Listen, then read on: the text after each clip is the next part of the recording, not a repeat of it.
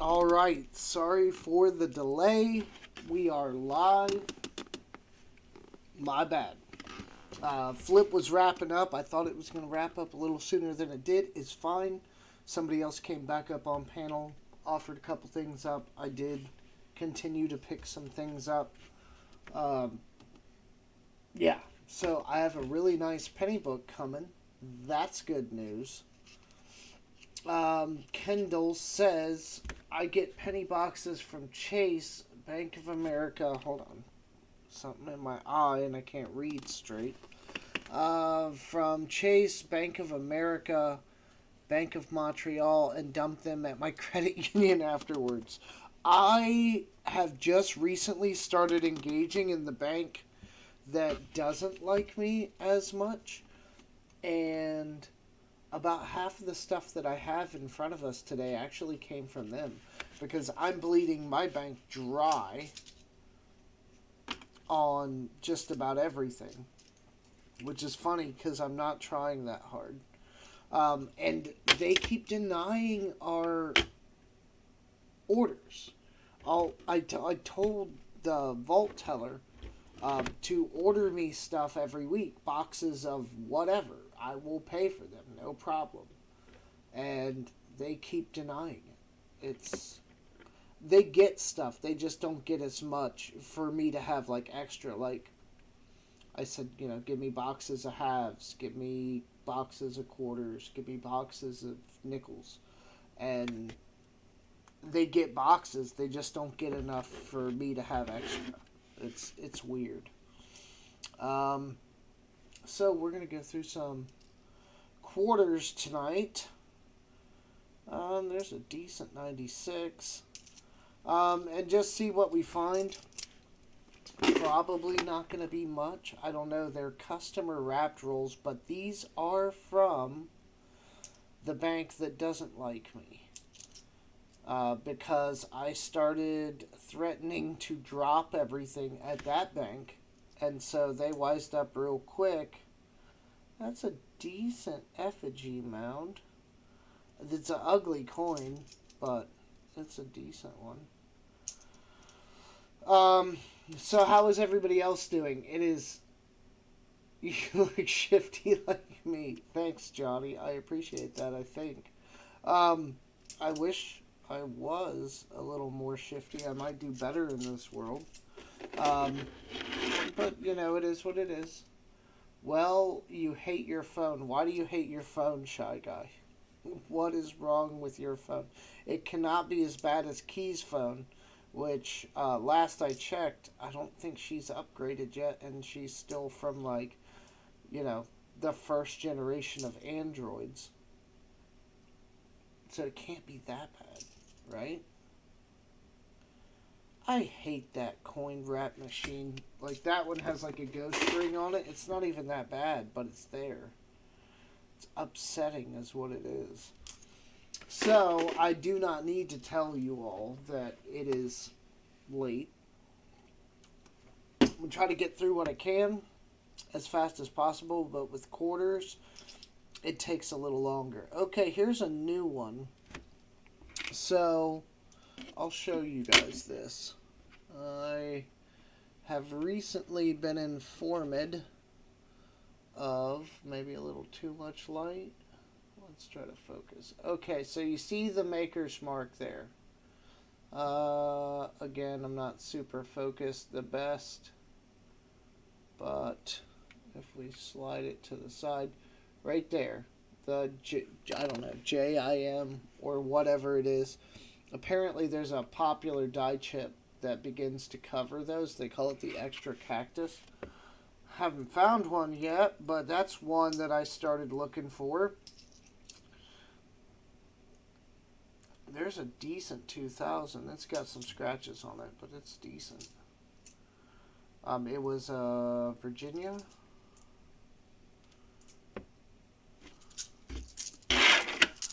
Getting rid of coins, ruler.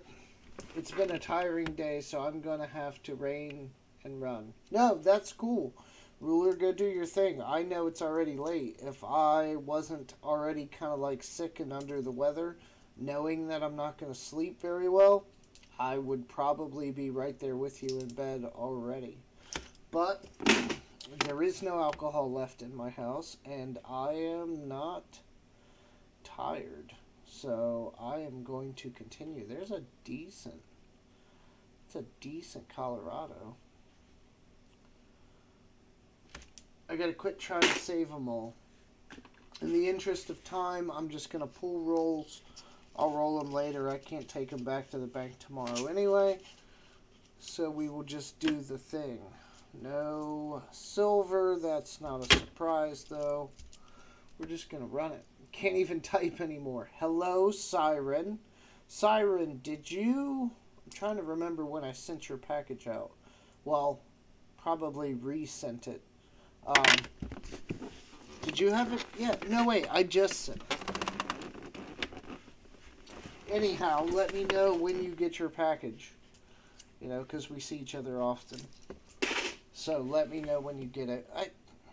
I like that. I don't always have the wherewithal to check up on everything I send. I try to occasionally, but not on the top of my to-do list. Now, if somebody tells me there's a problem, or they haven't seen their package, you know, I'm right on it. But let me know once you've gotten it. Shenandoah. Oh, that's a nice quarter. I don't think I've seen that one. If I have, I didn't record it into my memory. So we're just going through, looking for anything odd. I will say Roadhog, for those of you that know him, and he frequents the stream, actually has been trying to grab some stuff from the bank to search. So that's encouraging. You know, more coin roll hunters. I mean, there's a lot of us out there anyway, so, you know, we might as well all do it together and see what we can find. You find some decent stuff. I remember the first time I found silver in a bankroll, and I thought I had hit the lottery or something. Obviously, not that dramatic. There's a really nice 2018. Not mint state or anything, but close. Alright, we're going to try to chop through these as quick as possible and see how it goes. The good thing about the Washingtons is you really don't need to give them too much of a look over. And on most of the others, I will not lie to you, I look for oddities, but I'm not spending a whole lot of time on each coin. There's a really nice Jaegers. But that's what, and I talk about that a lot, that's what sucks. Is you see like a really nice, I have never found, this is a homestead, I've never found a leaky bucket. Or the snowy roof, or any of the other, I guess maybe there's some doubling in those window panes. Sometimes never. Or Wisconsin high leaf, or low leaf, or any of the extra leaves. I haven't found one of those yet. There's some stuff that, oh, is that a nickel? We got a nickel. Jerks. What is it? Oh! Well, that kind of makes up for it. It's a 2000 and, what is that, the 5, the Buffalo? Yeah, 2005. Buffalo, we'll keep that. Normally I would put them back in, but on that one, I keep all of those that I find. So one day I'm going to make millions. Probably not, but I will have a bunch of them where a lot of other people don't. For sure, and they will inevitably increase in value. The nice ones and the graded ones and all of this, that, and the other, because they're a one-off. Anything that's a one-off, I would tell you right now, anything that's a one-off, grab them all, keep them, and you will not do bad. You will not do wrong. I mean, especially if you're getting them from bankrolls, it's face value. It's already worth more than face value, chances are, in a decent state. And 20, 30, 40 years from now, when someone's going through your coin collection to offload it, yeah, it's going to be worth way more than the 5 cents that you paid for it. I mean, look at some of these coins, right?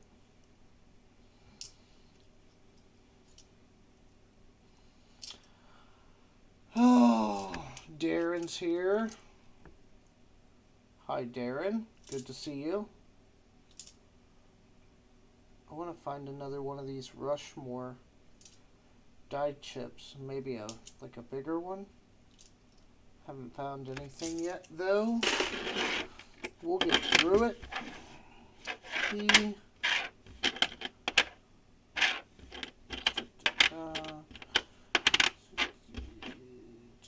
Alright. I need to find a better system.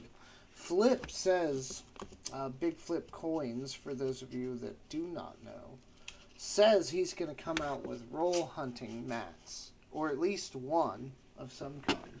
I'm guessing that's probably going to be for halves, but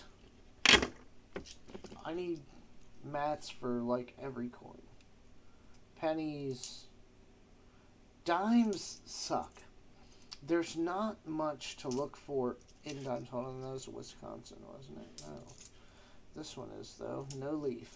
Dimes suck.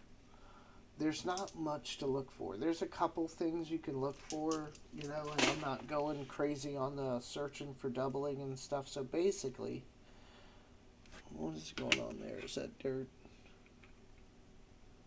Yeah, that's dirt. Nothing on the roof. Okay. There's not a lot to look for in diamonds besides silver.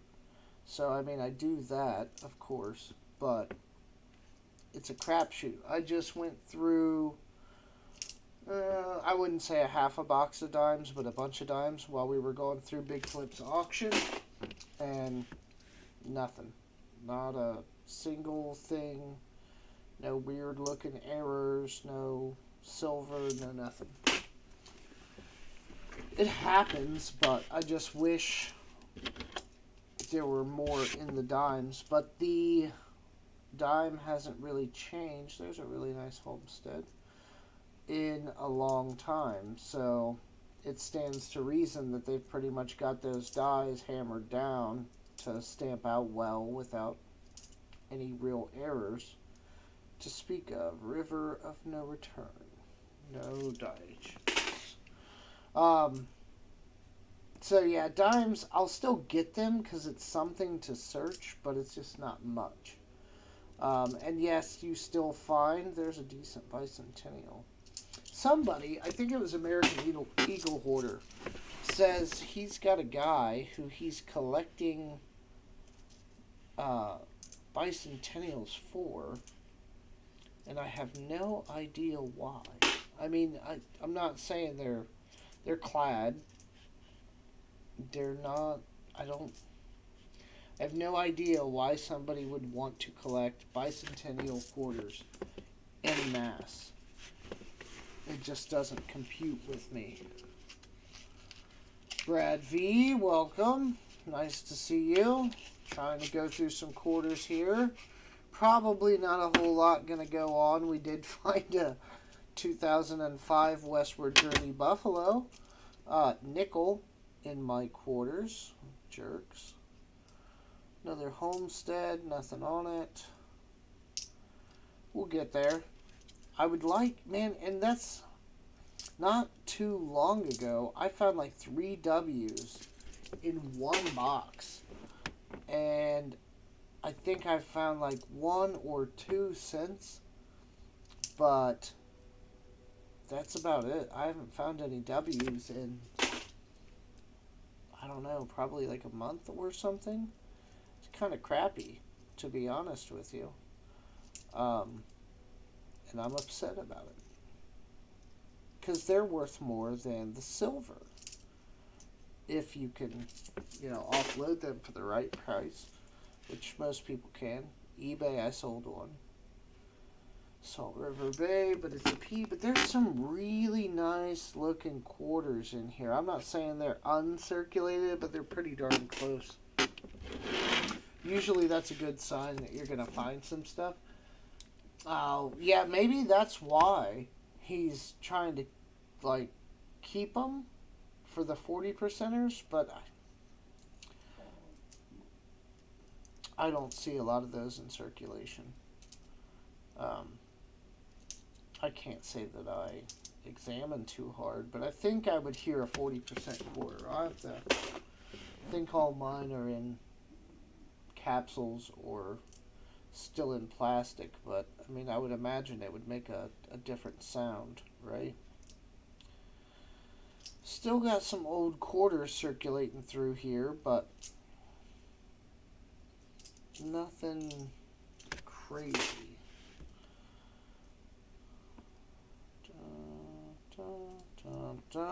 So, what does anybody have going on at 1 in the morning on the East Coast? Anything? Yeah, see, there's some really nice. Here's a 2004, and it's got some light wear, but I mean very light. This is, oh, left one in the plastic. And they got these weird rolls. Moolah?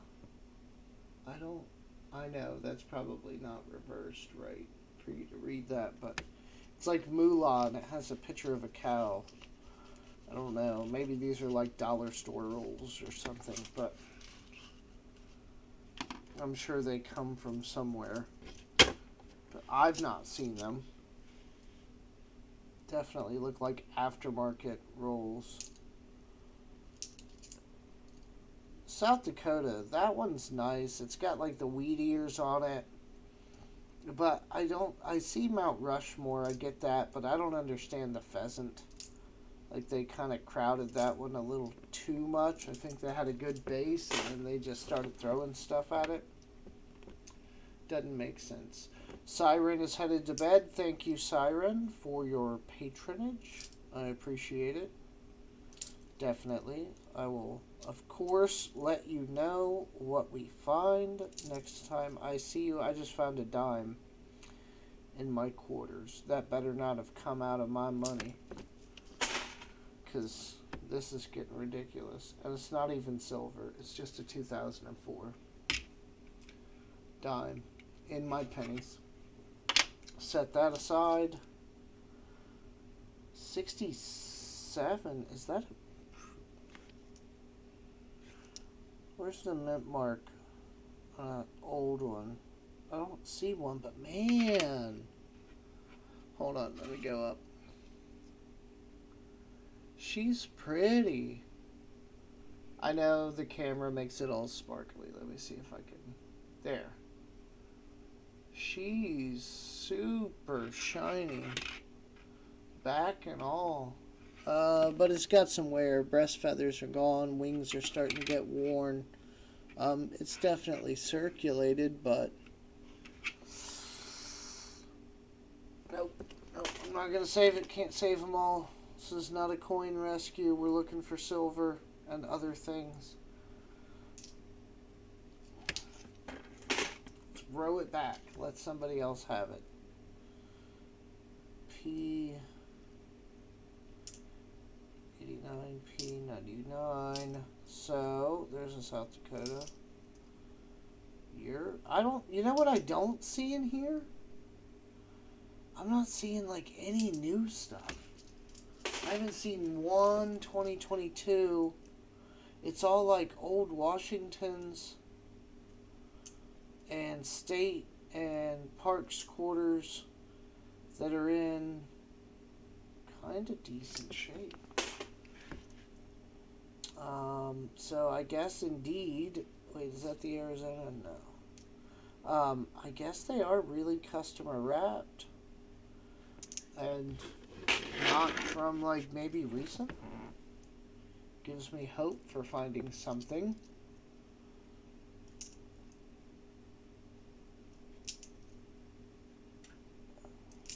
That's what you really want in customer wrapped rolls. I don't think I've seen anything newer. 65. Where's your friends? Where's your older brother? Come on. That's kind of what you like to see is no new coins. It gives you a better chance at finding like a silver quarter, you know, something older. If your average age, what is that? Hold on. We got a silver edge. I don't know. It could just be a. It's right there. You see it? Hold on. I'm dropping on the clad. It's right here. Again, the light sucks, but you can kind of see it there. We're going to pull it. It's got... I'm dropping all the clad. My hands aren't big enough for roll quarters, apparently. But, hold on. It's got reading, but it looks smaller than the other quarters. So let's see what this is. Damn. Canadian. I kind of figured with the reading. What year is this? 2010. Not even silver. But we got a Canadian. We'll keep it. Alright, false alarm. False alarm. Okay, so it's heating up. We got weird denominations in our coins. We have a Canadian. Let's hope somebody made another mistake and gave us a silver 1965. Anytime you start to see a lot of like 70s, 60s, well, the late 60s, that's a good sign in your coins, because then, like I said, maybe somebody made a mistake. 66, it's a little milked up, but it's not hateful. Yeah, this might be heating up. See what we can find in the rest of these rolls. I save all the 2022s I find. I need the Wong quarter. Oh man, you should have said something. I've had like bunches of those come through. Here's a 2019, but it's not a W. Philly, Denver. Yeah, I've been getting those a lot lately. Set our Canadian over off to the side. I gotta remember that. That's tricky. Poor roll hunters. I think the last few times I saw silver edges, they were actually either like a world coin. I forgot all about the Canadian quarters. 66. Nice. 2002. 66 looks decent. We're going. 2000. Ooh. It's got something on it, but there's a decent 74. Yeah, maybe these haven't seen the light of day in a while. I'm not sure what's going on here. There's lots of old Washingtons in here that are less beat up than I would expect to see. Here's a 2006 that's in great shape.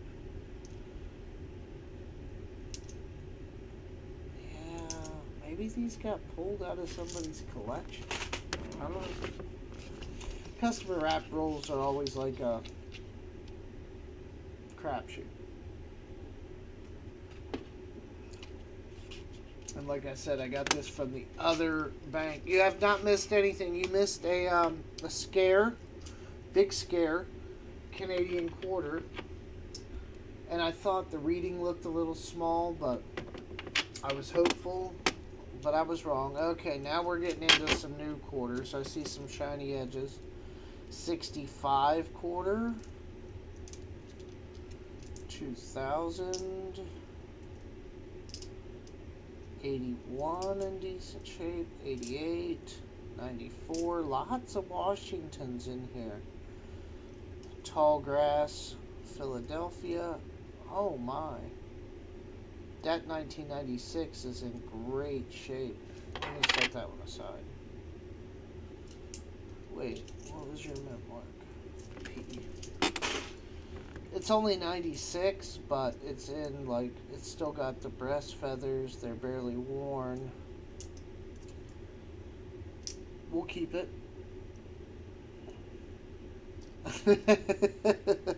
Face reveal. Yeah, so what? Are you working overnights? I mean, I know you have 7 jobs, so I guess it stands to reason, but, what the hell, man? Yep, there's my first 2022, a Sally Ride. No die chips or anything weird that we can see. Alright. Let you guys look at that while I, continue searching.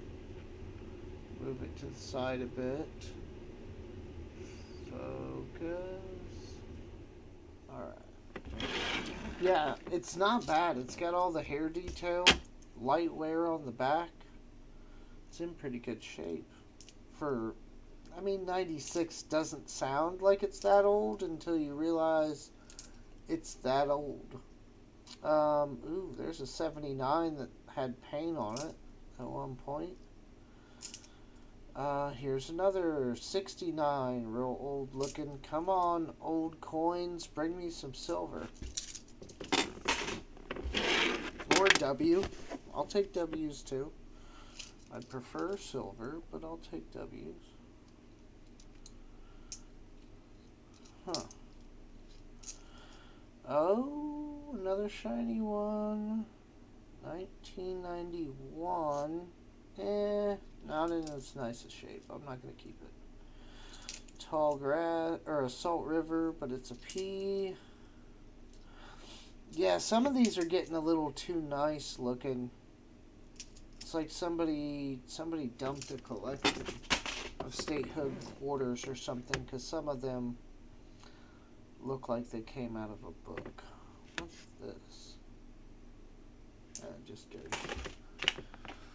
Alright, moving on. We have 8, 10, 12 rolls left. I manage a restaurant. We close at 10. It's 10:34. The commie state of Oregon. Oh, yeah. I forget about that time difference. So, West Coast. I got you. Salt River, but it's a P. Yeah, there's a lot of decent looking quarters in here. These have not seen... I'll get it later. These have not seen like normal circulation, a lot of these. 87. Come on.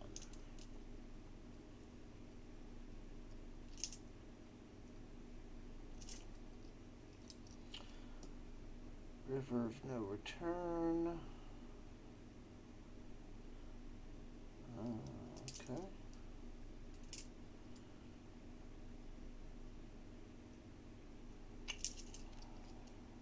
Nothing much. So, who's excited for the Fed's announcement next week, whether or not they're going to continue to screw us? I mean, it's still going to be interest rate hike. It just will be smaller than all of the past ones, if that's what they do. I'm excited about it because...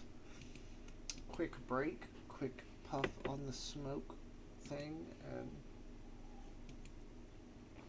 all that. Let's go to the silver chart. I know you guys see me pull up this chart a lot, but I promise I keep spot close in mind, but I don't care about it as much. Any of you that have seen me in an auction know I don't care about prices. A whole lot. There's not much I pass up on. On my chart, silver's 23.45. A month ago, well, not a month. What is it? Technically, it's the middle of December. A month and a half ago, we were at $18. $18. We have jumped $6 in a month and a half. That's just crazy. And I'm not going to be upset about that. Here's the back. For those of you that want to see the back, all the breast feathers. There's some light wear on the breast feathers. It's not going to be, it's like a AU. It's not mint state or anything, but it's pretty darn close. For an 80 something, I think I'll keep it. 80, what I say it was? 87 or something. Salt River, Philly. Come on. Yeah, see, here's like a Delaware. It's got some wear on it, but it's shiny. There's a brand new Sally Ride. If I find you an Ada Mae Wong or two, I will get them for you and send them over, Kendall. You know, and that's funny that you mentioned that because you're up in the Chicago area, and I think, if memory serves, or you work there, and here's a 97 that's in pretty good shape, but I'm not going to save it. But I was listening to a podcast recently, and they were talking about, and they were up in the downtown Chicago area, is where they referenced they were not far from a Federal Reserve Bank. And they, too, were saying they still had not seen an Ada Mae Wong quart, which I found funny because at one point, I've seen tons of them in all of my rolls.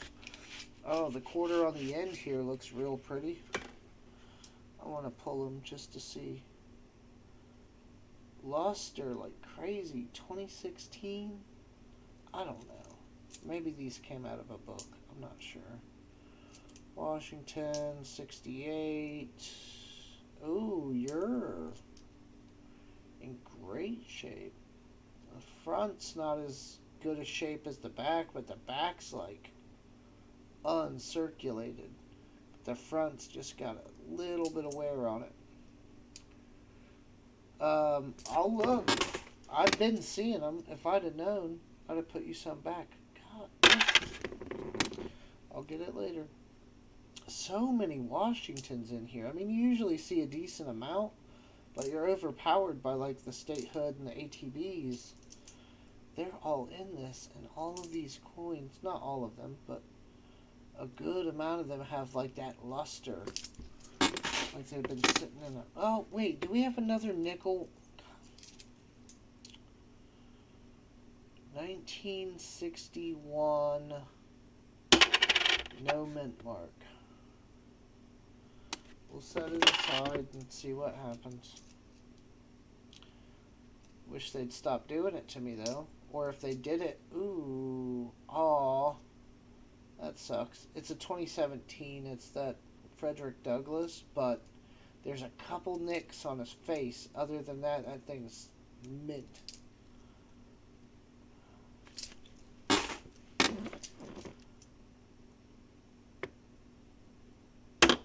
Another Frederick Douglass. An eye drop at this time. And that one's got scratches on the nose. How the... I know people are rough on coins, but barely anybody carries them anymore. I don't see how they get the damage that they do. I guess people dropping them and stuff. Here's a... Oh, yeah. That's a... BU 2004 for sure. So the back is just luster galore. Right? And then the front, I mean, there might be a couple imperfections here or there, but it's perfect. 2004, are you kidding me? I might just set that aside. We'll see. I'll look at this in the morning and see how I feel about some of these coins. I always try to take a second look, especially if it's something that I'm going to be keeping. Here's another one. Couple nicks on this one, but it's a 2016. I'd rather not do this. I'd rather just go through and find my silver and my W's and my other things and move on. But when you're not finding anything, sometimes you gotta see if there's anything else to find. Yeah, the postcard. I remember. I still got the postcard sitting where I put all my mail. Oh! Mad Max all up in here. That guy. Just beat up. Look at that rim ding. Huge. Target practice. It's a 1990. There is, well, I saw a rim ding. It's got a rim ding on it, but it's a really nice 96. Other than the rim ding. Alright, moving right along. Less than 10 rolls left. Or maybe this is 10. And we'll go from here. What's that? Just brand new. Okay, I don't think we have any silver. Okay, I need everyone. There's a Crossing the Delaware. That's the first one of those I've seen in this whole thing. I need everyone to take their silver quarters, put them back into bank rolls so I can feel good about myself again. It's a small ask. For just $5, you can sponsor a coin roll hunter. There's a P, Marsh Billings, or whatever that one's called. 82. Yeah, a lot of these are in really good shape. Here's a really nice Salt River Bay. Oh, man. Why can't it be a W? Why? If it really is a collection dump, save all of the nice looking ones. I mean, they look like they've been through a ringer. I mean, they're decent, but yeah, I mean, they could go in a book, but at this point, they've been through a coin sorter, and a lot of them have, like, light wear already on them. African Samoa P, though. It's a crapshoot, Johnny, and I can't save everything. I'd love to, but I can't.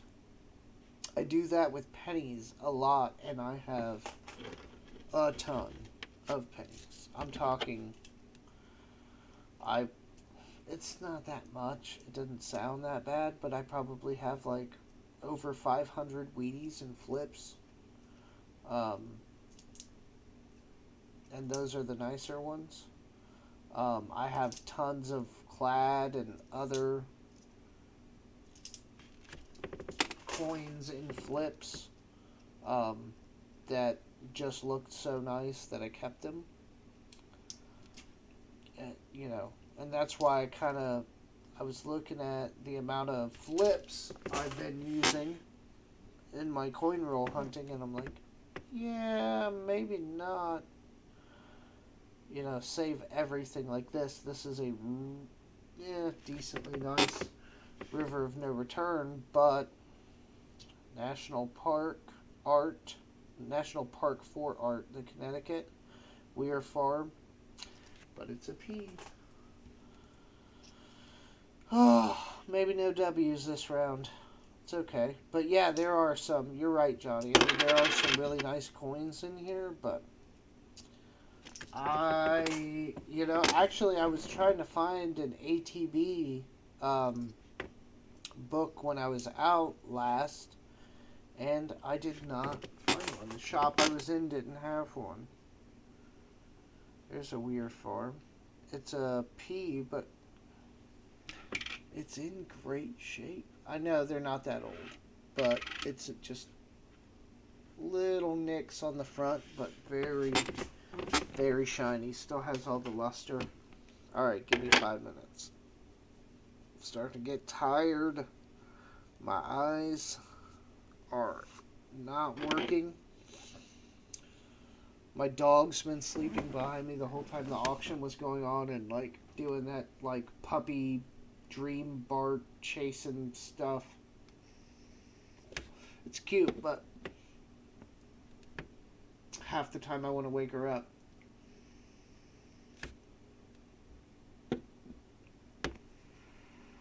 Okay, here we go. Ha, I fell asleep during flips. You're alright, man. No problem. I'm still on, doing something, getting a little watch time. Constitutional Stacker says, fun fact, just stack it. While some coin rolls are good finds, some are not as much. has a backroom vault with millions of dollars in clad coins and is the reason for the 2022 coin shortage. I mean, that's probably what kind of happened. I mean, not completely, but to some degree, uh, you would think with the bank shut down, right? Uh, People, I mean, I would guess they would still have had, at least at first there, still have had to have gotten change for stuff. But with the bank shut down, people were not using change as much. How in the heck, in that period of time, do you have a coin shortage? It just doesn't make any sense. Like, people that did have coins were soaking them in sanitizer, which, by the way, our pink friend here, I think, under unsubstantiated internet searches, I have found that this was probably caused by literally soaking that coin in hand sanitizer. Another thing which we will attempt to test at some point. I did the laundry thing, that what the beep was talking about ever so long ago, and it didn't do anything. So I think now I'm going to take some coins and put them through the laundry and like in a pocket, stuff like this that I don't care about as much, pennies, quarters, whatever, and see if running them through the laundry a few times, the washing and the detergent combined with the subsequent heat to kind of bake it in, might do that. But detergent alone did not. I soaked it in straight detergent for, I think it was like 2 or 3 hours, and then rinsed them, and it did nothing to the coin. No change whatsoever.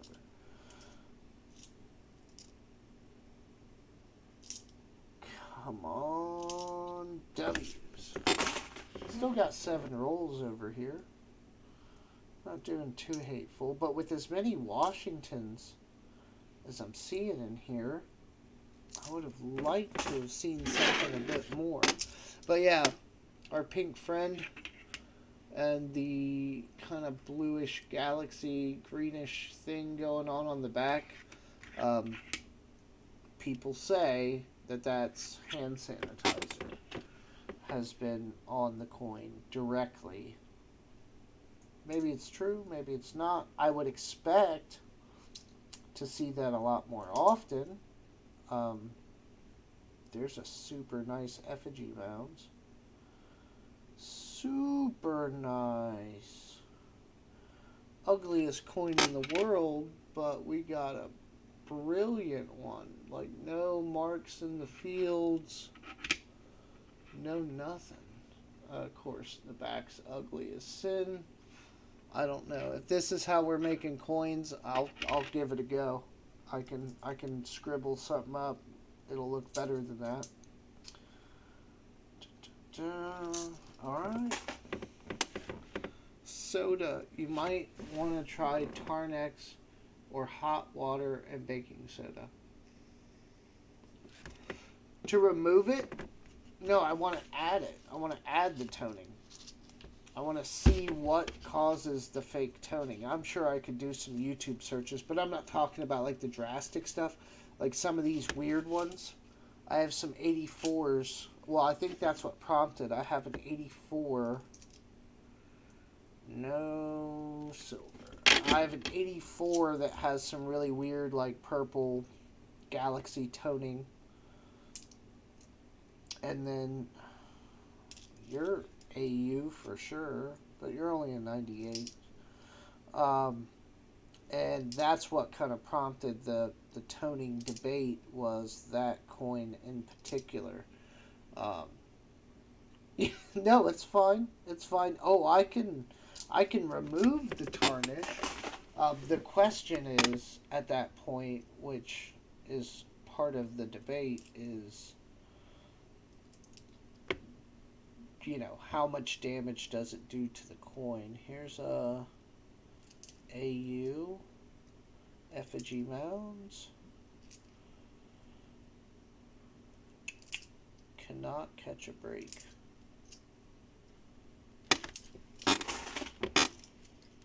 It's okay though, at least I have coins to search through. I still have a whole box of pennies, a little over a box of pennies, and I don't know, maybe about 10 or 15 rolls of nickels. Try to continue filling out that book, which I don't mind telling you, I did buy some stuff for that book. So I'm purchasing the War Nickels, another set. That person's giving me a 65 and the 72 that I need. And then I think somebody else is sending me a 2009P. So the two books after that. Uh-oh, I think we found something. Not much. Don't get excited. But we'll get these chumps out of here. So this is what I was talking about earlier. The extra cactus, I think. Come on, focus, you POS. Come on, light.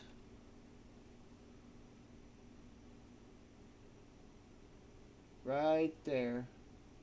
You sort of see it. I'll have to find another one in here for you to go off of. You see that JIM right there at the bottom. That die chip had just started forming and going over the J and the I. Right there, above the M. Let me see if I can get closer.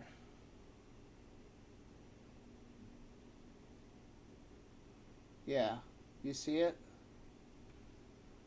They call that the extra cactus die chip. Sweet, we got something. I feel justified. I think I checked these, but I'm going to check them again because I can't remember. We got, that's the Arizona quarter that has that specific one, and I just learned about that, and it's not much.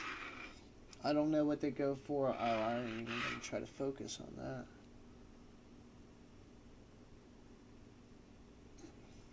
It's not much, but they do sell on eBay, and so I don't know. I might get a dollar out of that quarter or something. Whatever helps fund this habit of searching for silver and other things. Oh, brown quarter. I still am debating on this. All these brown coins. This one's actually like ground around the edges to where the silver, or not silver, but metal, is showing through again. But I kind of like the brown coins. I have a stack of them, of different ones, quarters and dimes. I'm sure it's nothing, but I think it's kind of cool to have a stack of brown coins that, I don't know, they probably, the most common excuse or reasoning that I get on those is that they've been in the ground for long periods of time. Which may or may not be true, but I know I look at a lot of the metal detecting. Is that another nickel? 2018 nickel. I would forgive them if it was like old. Now let's see. I just want to see. Am I short? I'm sure I'm short because a machine does it by size. And so I'm almost certain that I'm going to be short a quarter.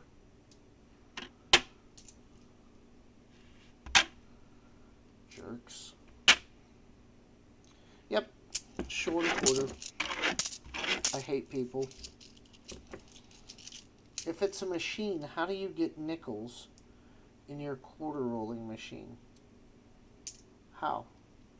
And that's 20 cents I'm losing on each one of those rolls. Not the biggest problem. And sometimes... Nope. sometimes, you know, it goes the other way. Like the pennies where I was finding all the dimes, I was like a dollar something plus on that run because I kept finding dimes in my quarter. Okay, so here's another one. So, storytelling. So, on this one, you see the difference? Come on, focus in. There's just so much light. Come on, bring the light down. Okay, well.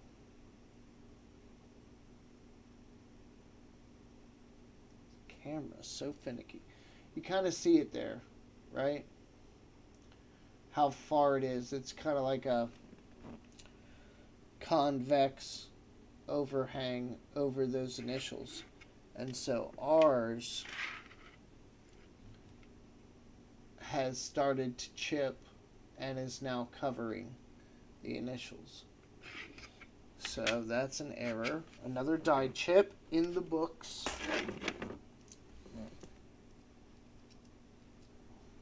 And that's like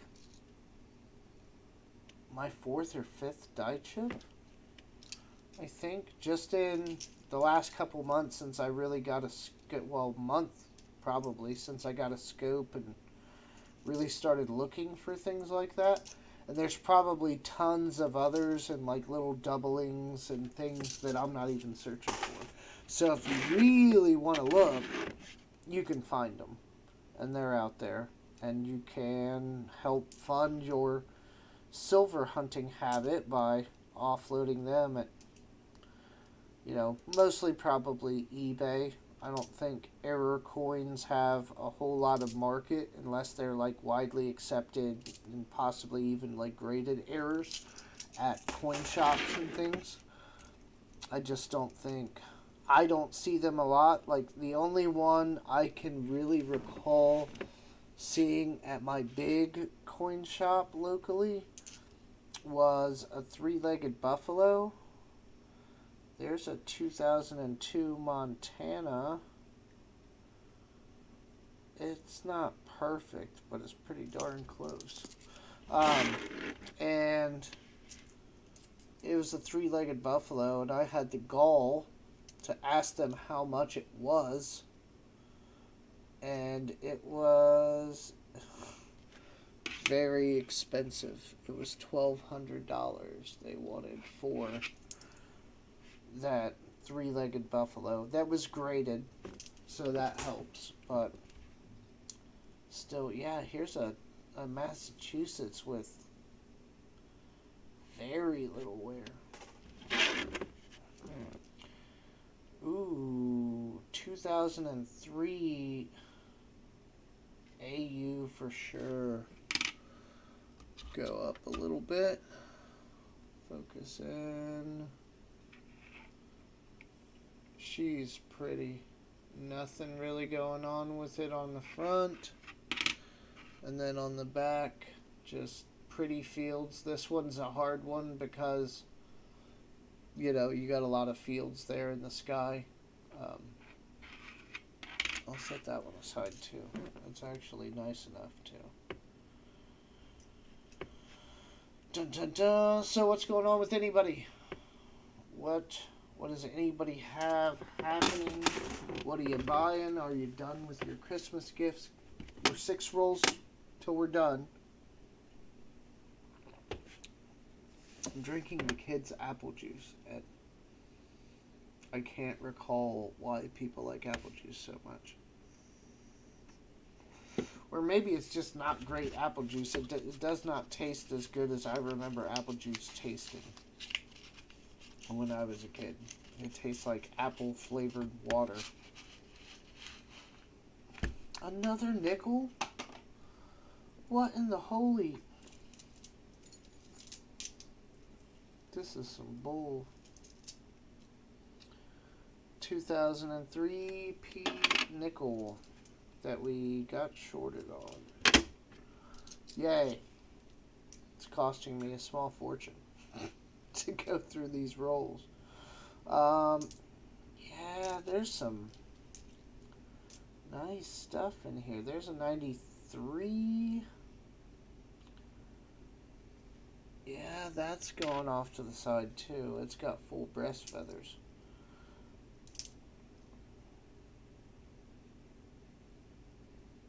$96 does as well. Well, maybe not. We'll pass on it. Anytime you're looking at one and you doubt for a second whether or not it's a nice coin, it's not a nice coin. It's a decent 87. Actually, I'm hoping to give one of the few Christmas gifts to a guy that has no idea and catch it on cam tomorrow night. I'm going to kick him a 1 ounce buffalo as he wants to start stacking. There you go. And that's a decent gift at today's price points. I mean, I hate to say that, but what year is that? 2017? God, it's pretty though. Yeah, we'll set you aside too. I hate this. I hate coins. They're too nice. 2018. I feel like we can do better.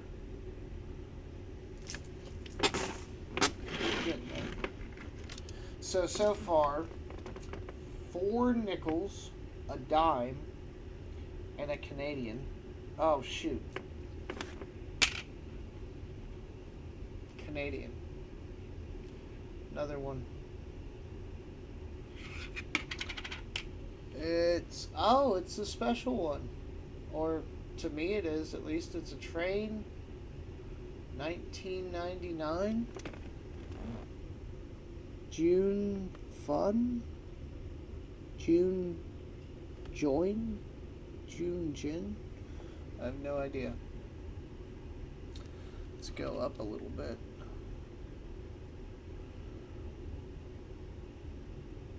Why do you do that sparkly crap? Yeah, I can't read it. It's like June Jin something.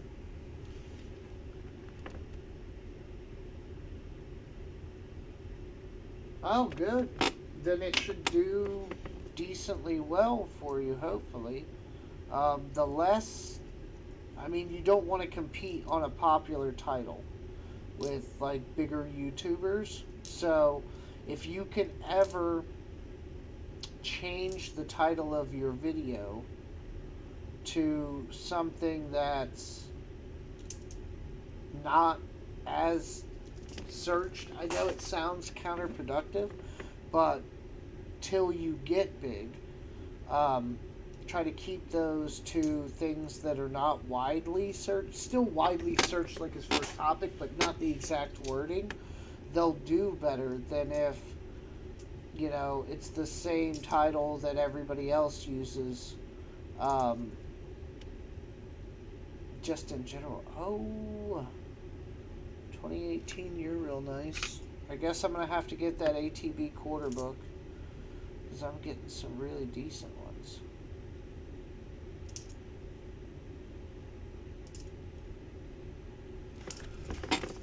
And I can't separate, there's like ATB and then there's like, I don't know if it's like the territory coins or something. There's some other kind of thing in there. There's national parks, that's the ATB. But then I feel like there's another set or something that kind of goes in there too. What the heck? I got some old quarters for sure. I got some completely worn rims. 65. Hate you. Don't like 65. I've Googled and YouTubed it. Nothing. I want to be original. Yeah. I mean, that'll usually do you pretty well. Another thing you can do... I know I paid, when I had my other channel, I paid for TubeBuddy. And they had a thing where you could put in, now, it was like, I think on mobile, it's like $2, or at least it used to be, $2.50 a month. But they had a thing on there when you sign up for the service. Heck, you might even be able to use it when it's not. That what you could put in your title and it would tell you how it would rank in search, like how popular it was, you know, yada yada yada, and the likelihood that your video would rank for search for that topic, whatever it was. And so I used that sometimes. I don't think it was maybe as beneficial as I would have hoped, but it would tell me for sure what not to do, which would be don't choose this topic because it's oversaturated, you know, or this exact wording, pick something else. And you change up a couple of words, and all of a sudden, yeah, you're going to be ranking in the top. What is that? That's got to be PMD, right? Yeah. PMD, postment damage. That's thing happening to the coin after the manufacturing, but it was like a very weird line just running straight down Washington. Almost there. 4 rolls to go. Old channel didn't do so well. This one is doing much better. Well, I mean, it's a crapshoot, right? I mean, my last channel, I had watch time out the wazoo and fought for like 2 years or more to get the 1,000 subs. This channel, not even 3 months old officially, and I'm almost at 900 subs. So I'm going to have the subs way before I have the watch time to get monetized. Good news is my old channel still occasionally gives me a payment. Obviously, I haven't been doing anything over there, so I'm not... it's dwindling, but I haven't made videos on that channel in, I think, over 2 years. Probably closer to 3 now, running up on 3, and it still gets views, and it paid me out last month. I don't know what it paid me, but now it used to pay me every month, and now it's gotten so low that it pays me like every other month, if that gives you an idea. But it still pays me, and I still have top ranking searched videos for certain topics that probably aren't going to go away, or at least last time I checked anyway. You know what I mean? 65. Come on. A W or something other than all this Canadian would be nice. You're a really nice Jaegers. Really nice. You get set to the side.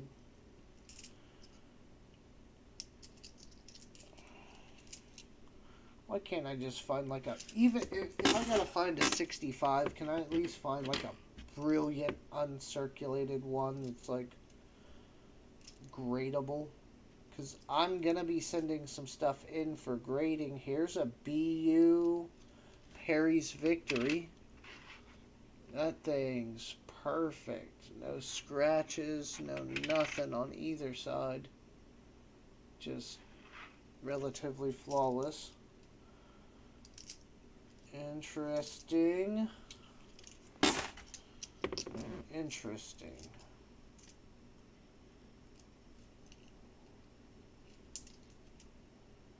These banks. Okay, so this is what we do. We start up our own bank. We call it CoinBank. But all we get is coins, and we're closed to the public. And then we ship them out at whatever the cheapest cost we can muster is. There's a Roosevelt, and it's in great shape too. Damn, darn it. I'll look at them again in the morning, but as far as right now, I'm not seeing any reason to toss them back. Plus, I'm not finding anything else, so when you see something really nice come through, Save. Okay, 3 rolls left. 8 of you still in here. One of those is probably me on my other screen. I don't know how much this will mess anything up, but I could try to switch over to, if it kills the stream, I'm sorry, but I can try to search over to this and go to the studio. Are we still streaming? It looks like we're still streaming. So here, I'll show you guys my analytics for my other channel. So here we are, just wrench it. Yeah, I streamed with a couple other creators 288 days ago. And I don't really count the streams as videos. That's why I say I haven't uploaded. I count that as just not being a video. So 2,149 subscribers. See, I'm still getting... Oh, look, you're over here commenting on these.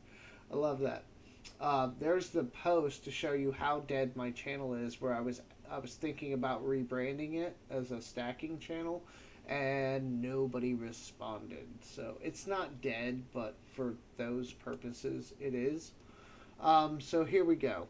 In the last 28 days, I've made $48 from a channel I haven't posted for 2 years. So if we go lifetime, this is probably like 4 years. I made, and I wasn't monetized the whole time, but I've made just under $3,000 from this channel. Just in this, and that's not counting all the tools and different things that companies sent me and all of those things. So here's where I got monetized, I think, maybe, let's see, yeah, right about here. And then, you know, it's a few bucks a day, couple days spiked up real high. Your CPM changes with ad rates. So, and you can see here, this is what I love. This video I made on how to program keys and key fobs on GM cars.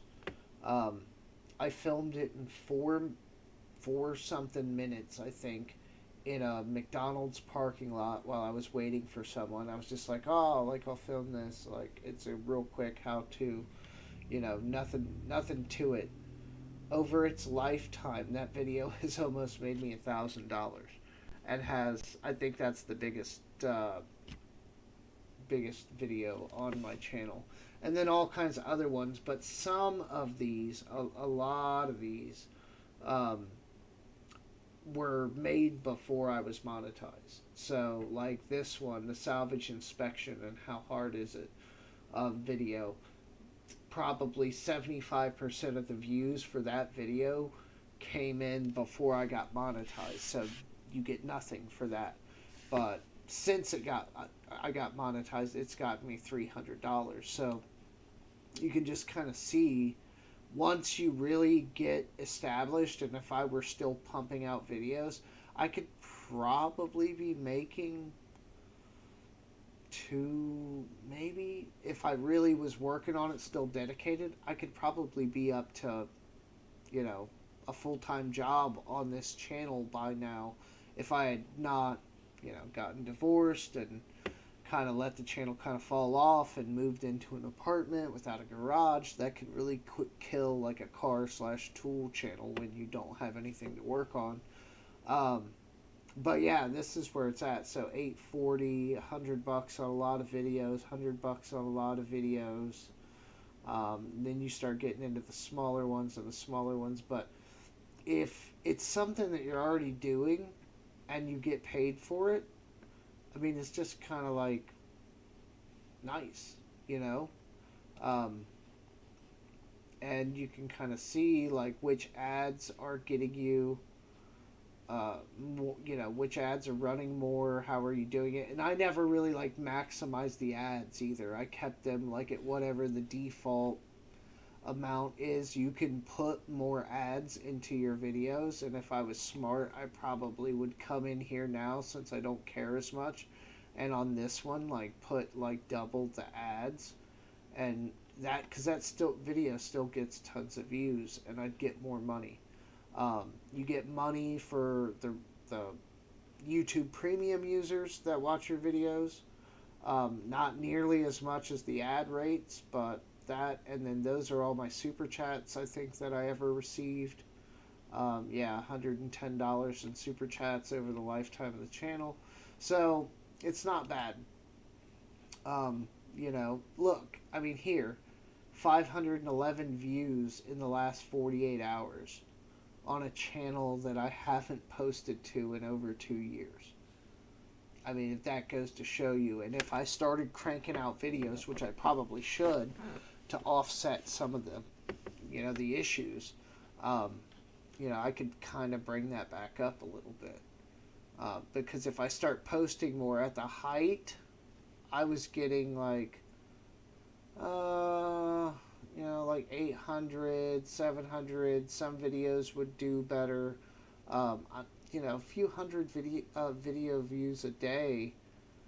But it was consistent for a long period of time. I was doing really well. So anyhow, enough about that.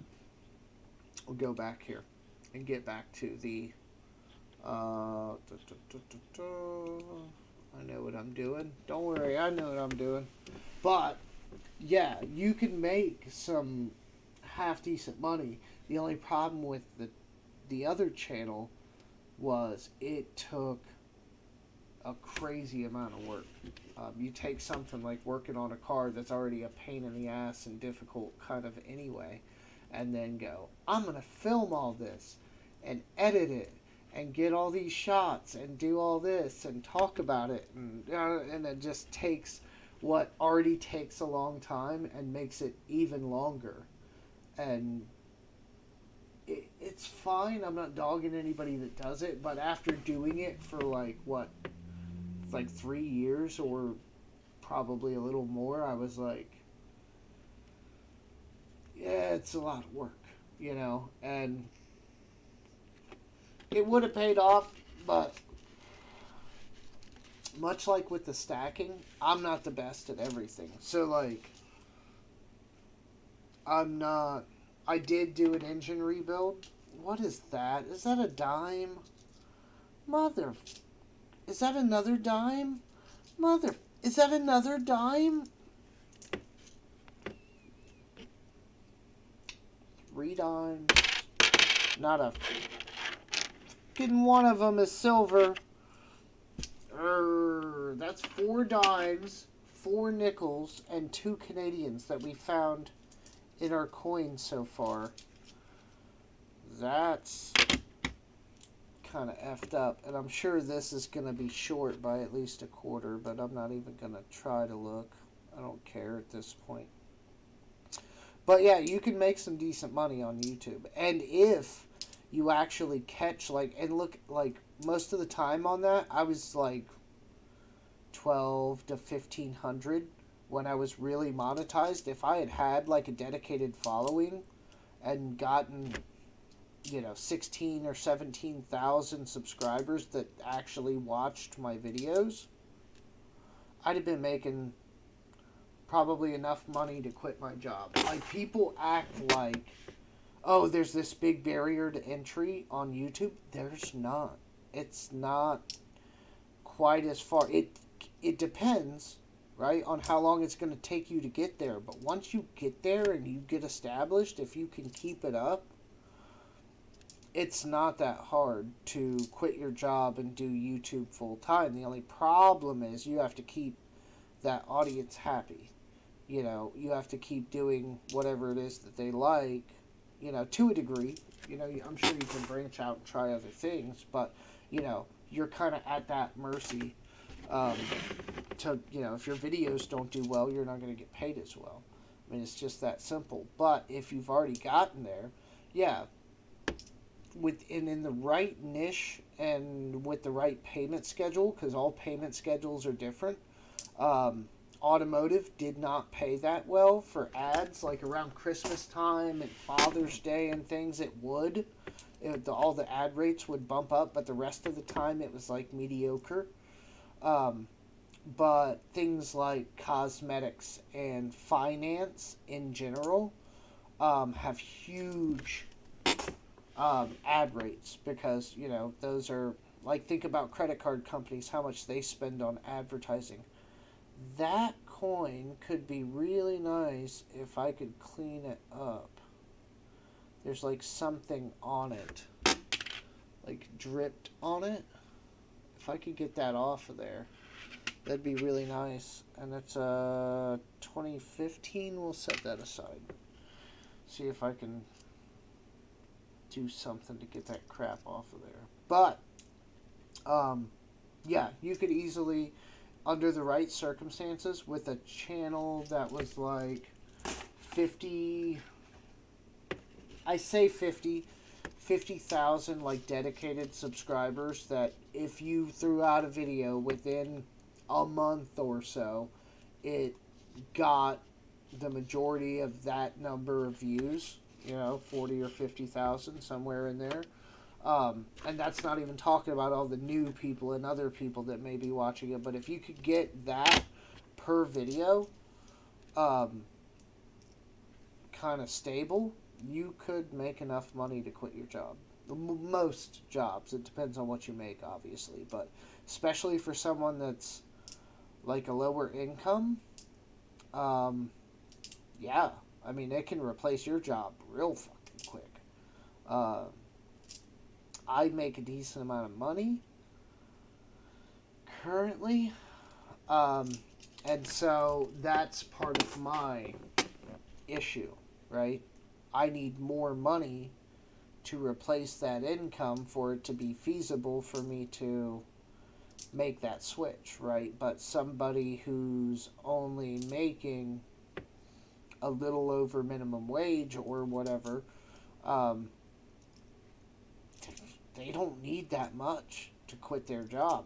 Or even at best case scenario, if they can do both at the same time, right, and their job's not that stressful and they can still manage to do both, that can seriously supplement their income if they have a successful monetized channel.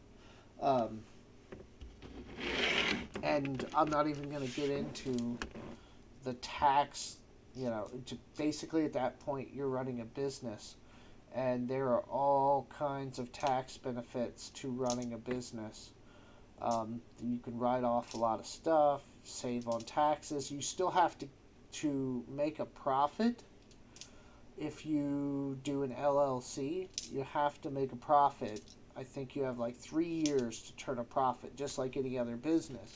But the cool thing is, if you do it right, making a profit is only a matter of not claiming as many deductions, you know, 1 year or so.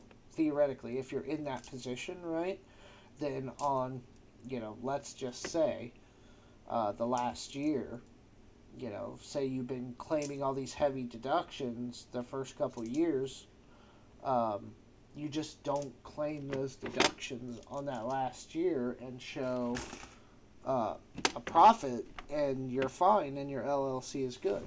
Now, again, talk with your tax professional and do all of that on your own. Every situation's different, but that's the general guise of how it works. And when I was doing mine, and this is the plan for this channel,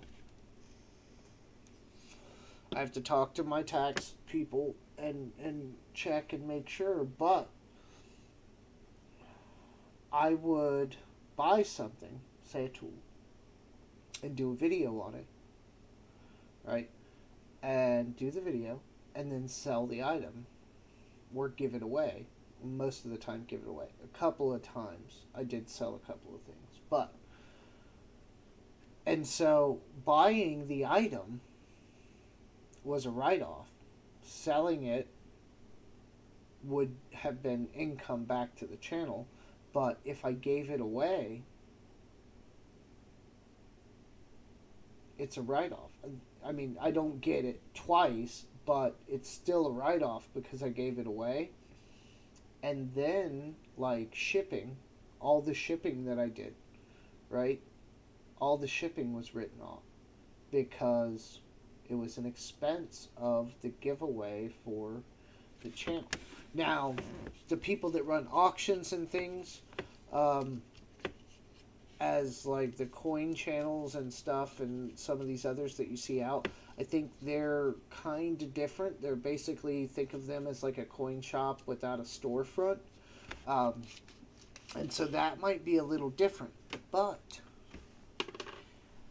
and again, I got to talk to my tax people, but if I don't cross that line, right? If I keep it to like giveaways, if that's one of the reasons why I've been kind of hesitant to really start the auctions directly on the channel, because number one, I probably won't be that good at it. Number two, because I feel like I want to talk to my tax professional first, and if I talk to them and they say it's cool, then theoretically,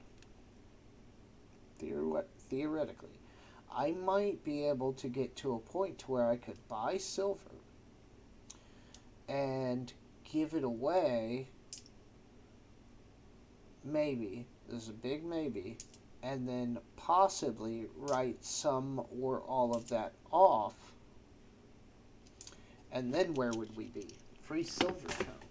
Not, directly for me or anything, but I could literally give people silver and not really be out technically as much. It would have to be in a ratio to the amount of money my channel was making.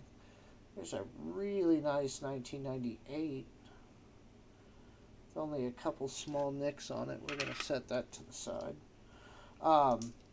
It'd have to be at a ratio, right? I can't give away more than I make. Like I said, you have to turn a profit. But within reason, if I make, let's just say, I'm making $2,000 a month, I should easily be able to take $500, buy silver or whatever with it, and give it away. And per my current knowledge and what I think, be able to write that off as promotion, basically, for the channel. And not really, I mean, I'm still out the money, but theoretically it comes back to me at tax time because I get to write off that expense, right? So that's where we're going, and we will get there eventually. It'll take some time. There's a what the heck is that? Like roads on each side of the house? I'll have to look at one of these Iowas, but this one's really nice. Man, I hate putting away all these nice quarters because I'm not finding anything else to put away. It's upsetting. That one looked like it had tape on it. We're almost there. A couple more quarters. Bear with me. But that's my plan for, and not the channel, like I like giving back. That's the main point of that. But, yes, in there, to get the channel to a point to where it makes money, and then I can do way more stuff. Like now, where we can do a giveaway. Oh, jeez, my shoulders. I've been sitting at this desk for some hours now. And it's 2:30 in the morning here on the East Coast. And I got a bunch of quarters to look through tomorrow. Nothing crazy. We found 40 cents in dimes, 20 cents in nickels, 2 Canadian. Those will go in my book. As a matter of fact, I'll just go ahead. But that's better than, I feel like that's better than pennies. And I don't find Canadian quarters that often. Actually, yeah, I might have like 2 or 3 in my other World Coins book. So this is a little flip book I got, and I got the first couple pages reserved for pennies. There's a nickel there. I'm going to put these quarters on one more page back. That should give me two more small pages for quarters, and then we go like that. And so I just fill these books up with all the foreign stuff that I get. The other one has more of a hodgepodge of just random whatever. This one I'm gonna try to dedicate to all the Canadian stuff, and then we'll see how that goes. But apparently they exist. We're getting them. I hate the fact that they look like silver, though. I always forget about them and then get excited and then get let down all in the same, 30 seconds. Additions to a book. Not the book, but a book. And then we got a Buffalo. I keep those. I'm trying to put together those sets. Tackle boxes here. Muscle shells here. Oh, Psychedelic Silver Raid? Really? Thank you, Psychedelic. I appreciate that. I will have to get over there and subscribe. Was there an auction going on? What happened to the Budweiser tonight? I drank it all during Flip's live stream. And it wasn't Budweiser. It was... Oh, wait, no, it was Budweiser. Yeah.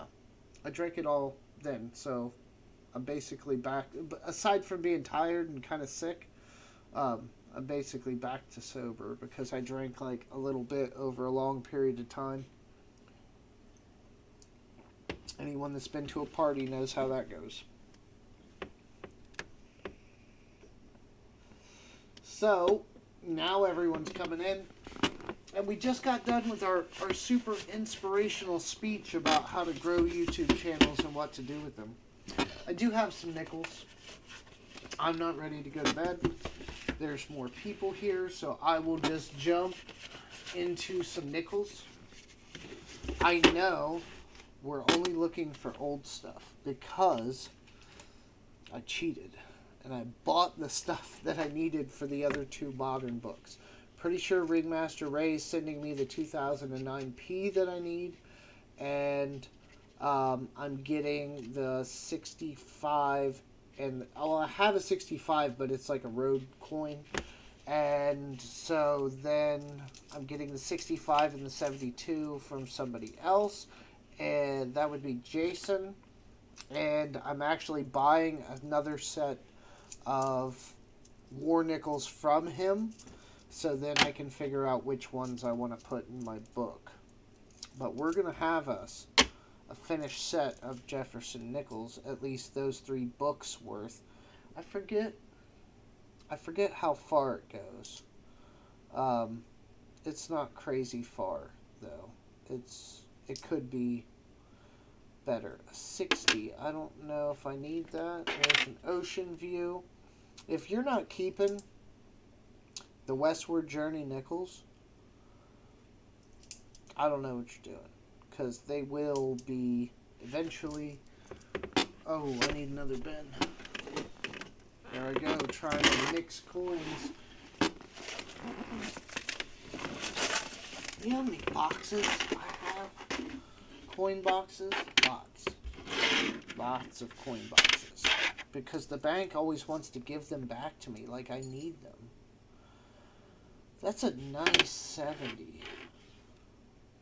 70... Is that an S? Hold on.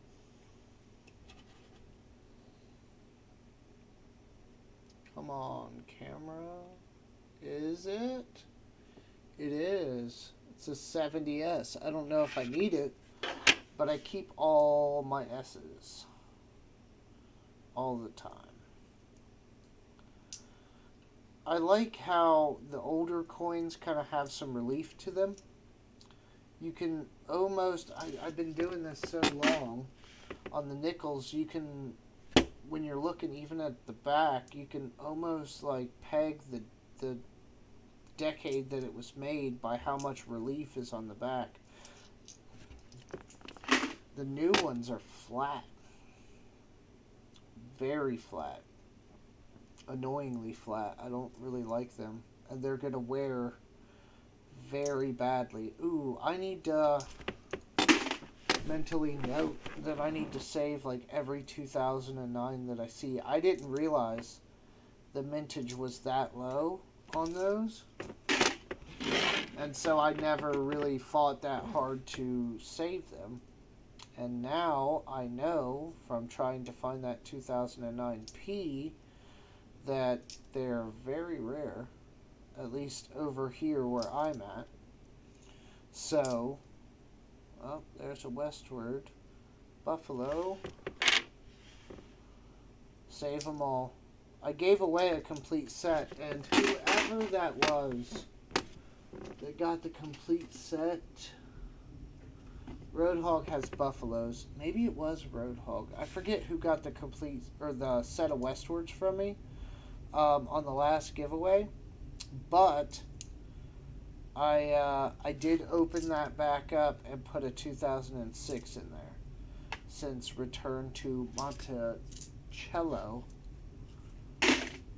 is part of that series somehow, but doesn't look like it is. I don't know. Officially, it's part of it. But since we got some people in here, and there's actually some people awake, we'll do a giveaway. What do we have? What do we have? Where did I put mine? Here is, I'm not giving this away, but here is the bag of foreign silver that I got from Flip's drop lot. I did all the research. I looked at every coin, looked them up. It is 2.24, so 2¼ ounces of actual silver weight for the whole bag. So that's not bad. And I don't know about the individual coins. I don't remember seeing anything that was particularly high, but there are a couple coins in there that I would put at like maybe an MS60, possibly. We'll see. So we're gonna do our normal 2 grams of silver. What did we grab? We got a panda, we got a shark. That's good enough for most people. Bring the camera up and refocus. 2 grams of silver, and we'll find something else in the coins. What do we got in the coins? Put all my coins away. Hold on, 2 seconds.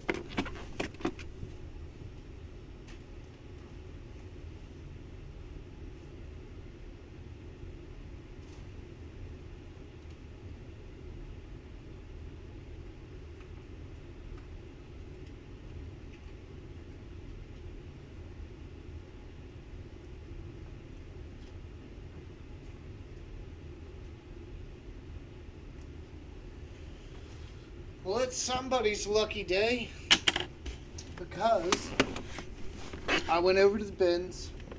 They're all over the place. Get just my tool. Went over to the bins, and I just grabbed, I know there were quarters and things in there. I was hoping it was some other stuff, but we grabbed 1957 silver quarter. So you're getting 1957 silver quarter and 2 grams of silver on top of it for this giveaway. Now, I'm only sending out like once a month or so, just to make it easier for me, because I do these on every live stream.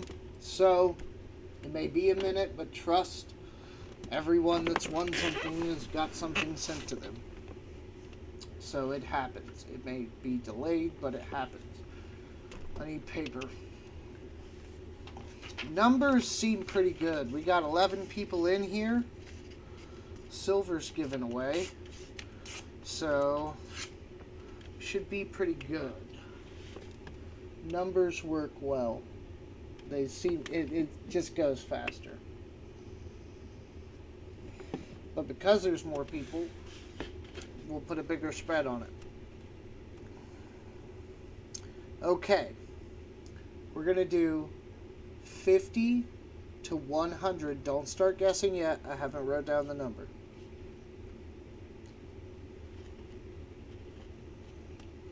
Okay. I have wrote down the number. So, you can begin guessing. Try not to spam too much. Give everybody a chance. Numbers 50 to 100. Go. First person to get it wins on my screen. I'll scroll through the chat. I'll tell you when somebody gets it. But whoever gets it will get... What is this? I mean, a gram you can't buy for $4 or $5 now, even though they're not worth that really, but because of premiums and because they're super tiny and take so much work to make. But the quarter's worth at least like $5.50. Okay, hold on. Numbers are coming in. I do not see it yet. Keep going. Keep going. 50 to 100. Hopefully it doesn't take that long. There's enough people in here. I think somebody will get it.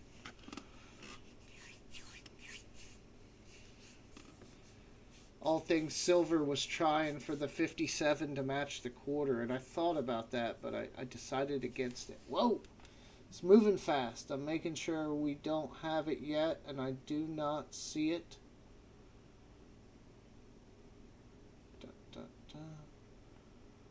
I do not see it. Muscle Shell went for the 100. That was a nice thought, but not it yet. Man. Stuff moves fast when there's lots of people typing. I'm trying to make sure I don't see it anywhere yet.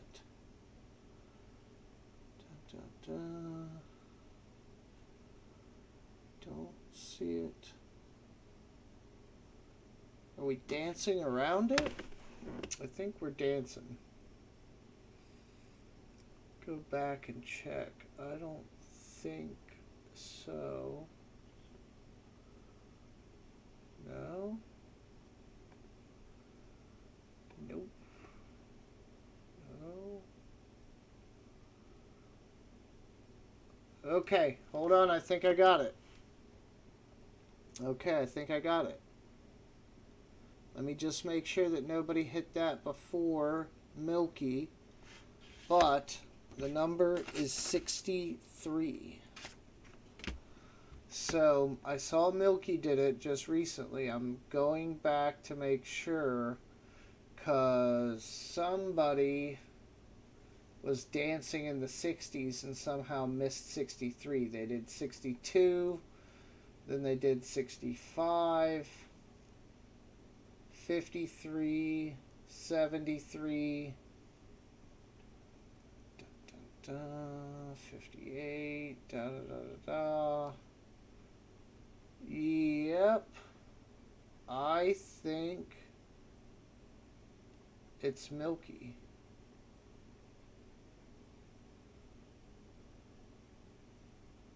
Jonathan Wolf comes in with the 63 at the end, but going back up here.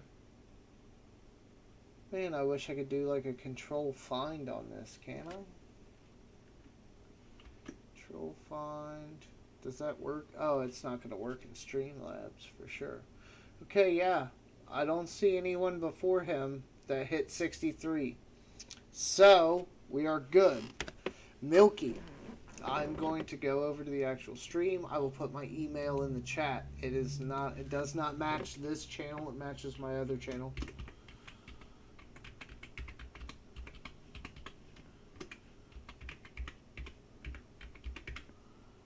Boom. So there's the email. Go ahead and drop me an email at your leisure. Make sure you get that address. And that way you can pick up your free silver quarter and 2 grams. Shark and Panda. The Panda's actually kind of nice. It looks a lot like they tried on that one pretty well. I was expecting the detail to be like muted, but they're actually half decent when you get up on them. So I will write your name on this.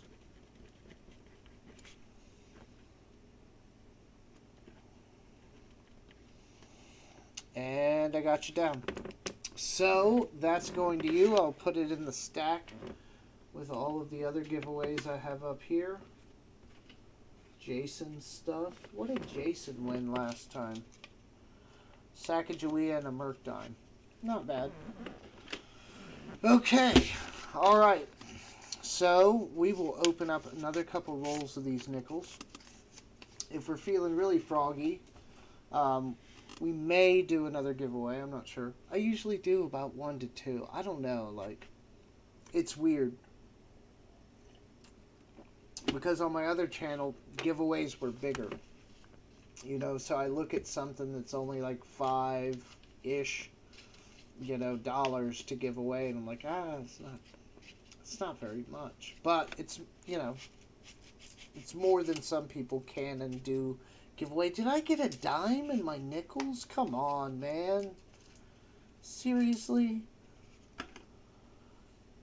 Dime in my nickels. Coin roll hunting the wrong way. Bass backwards. Okay, let's throw rolls off to the side. That's the other thing people don't tell you about hunting coins is all the rolls. Now, some of these people in the bigger metropolitan areas maybe have machines at their bank that even for like no fee, they can just go dump the coins back in, which is almost encouraging coin roll hunters, right? My bank, not so much.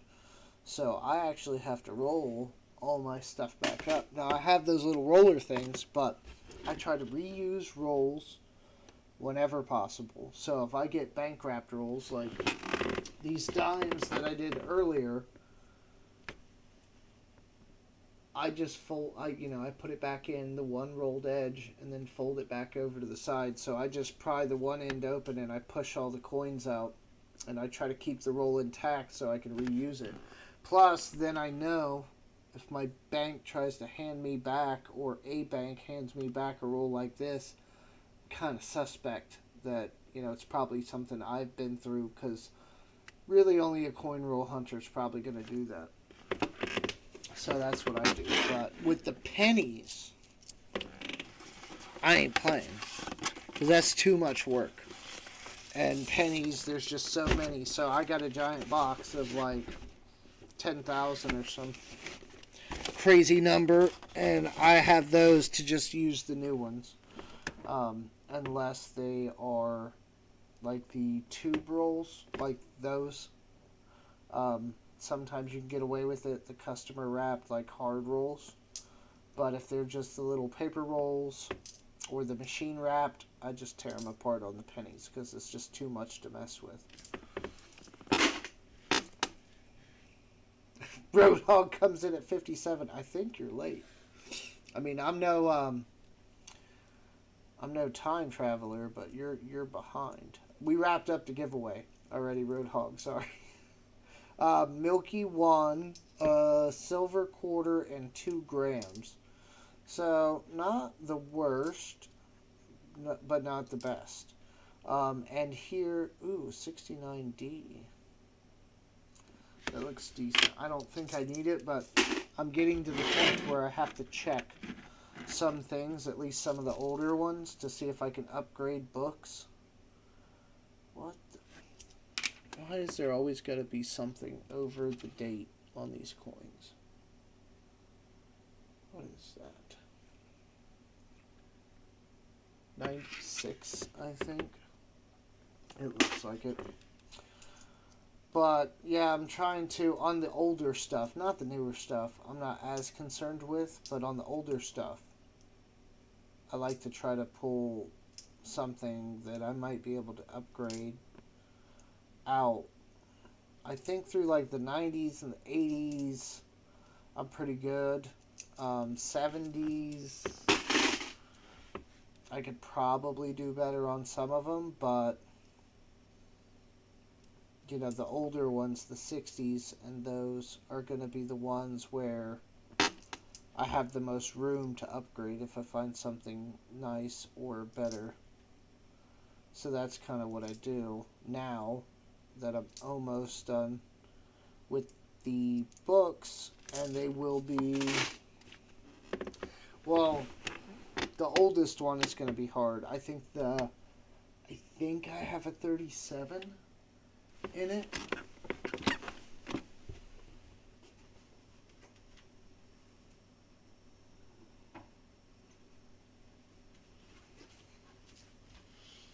No, not a 37. I have a 39, a 40, both the 41 and the 41D. I'm missing the 41S. So I'll fill the silver. That's not going to be that bad. 42s I need. And then, yeah, as you get into the 50s and stuff, I'm not missing that much. It's mostly the late 30s into the early 50s. So it's a crapshoot. This is going to be the hardest one to fill. But we'll get there slowly. It's only been... I am cheating. I'm buying a couple things. But thankfully with nickels, none of those things are that expensive. Like the 1916D Merc. That cost me almost $1,000. But, you know, you can... If I can fill the book or fill some spots for about $20, I'm going to do it. You know, especially like the war nickels. I see people finding war nickels. 66 doesn't even go in this book. It's not that nice anyway. But I still have yet to find a war nickel in circulation. Obviously I found some old ones, but no war nickels. I feel like there's a lot of coin roll hunters in Ohio, though. I think there's a decent amount of us, because maybe not here in my exact area, but there's a buffalo. Not a buffalo nickel, sorry, the westward. And it's in pretty good shape, considering. It's got lots of nice luster. I feel like there are. I don't know if they're like coin roll hunters or just collectors, but maybe that's why like people around here just don't turn in stuff like that, or it's already gotten pulled. I kind of listened to Flip a bit, and he, always said, "Oh, boxes come from across the country." I would tell you what, I've been through my boxes a lot, and they do not seem to have the spread that other people see in their boxes. There's not a lot of outside of the norm, unless you're talking about like customer wrapped rolls or something like that. If you drink bourbon, I recommend Old Tub. It is unfiltered and retains the old time still taste. I will have to look for that. My liquor store, I don't go there often, but when I did, they had some nice bourbon. I got some bottles. That was during like COVID, like the lockdowns and all that.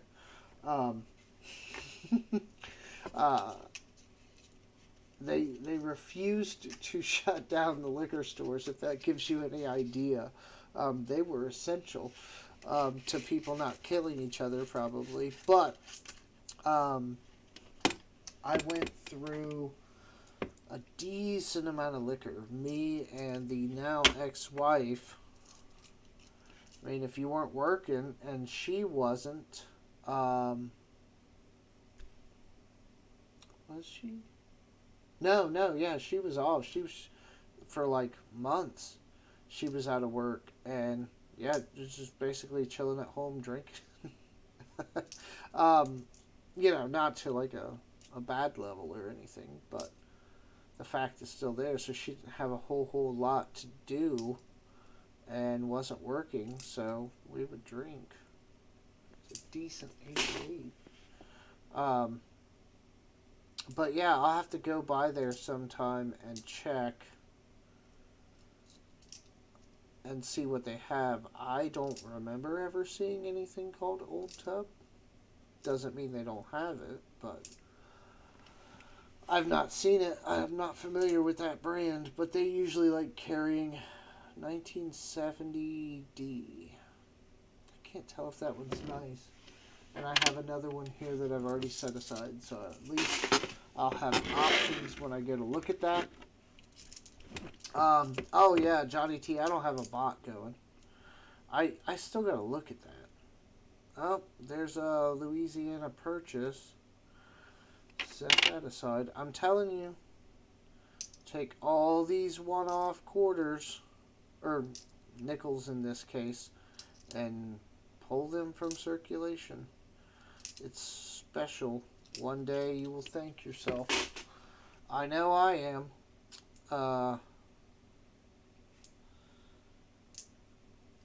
And I have some really good examples. I've found some BU. I think that's what Roadhog set there is.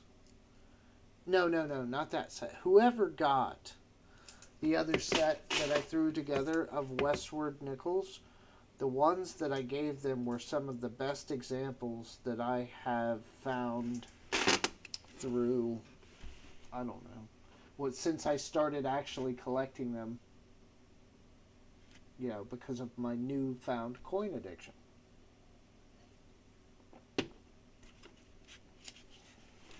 I used to just search rolls. I'd never search nickels. There was no reason to. I knew about war nickels, but,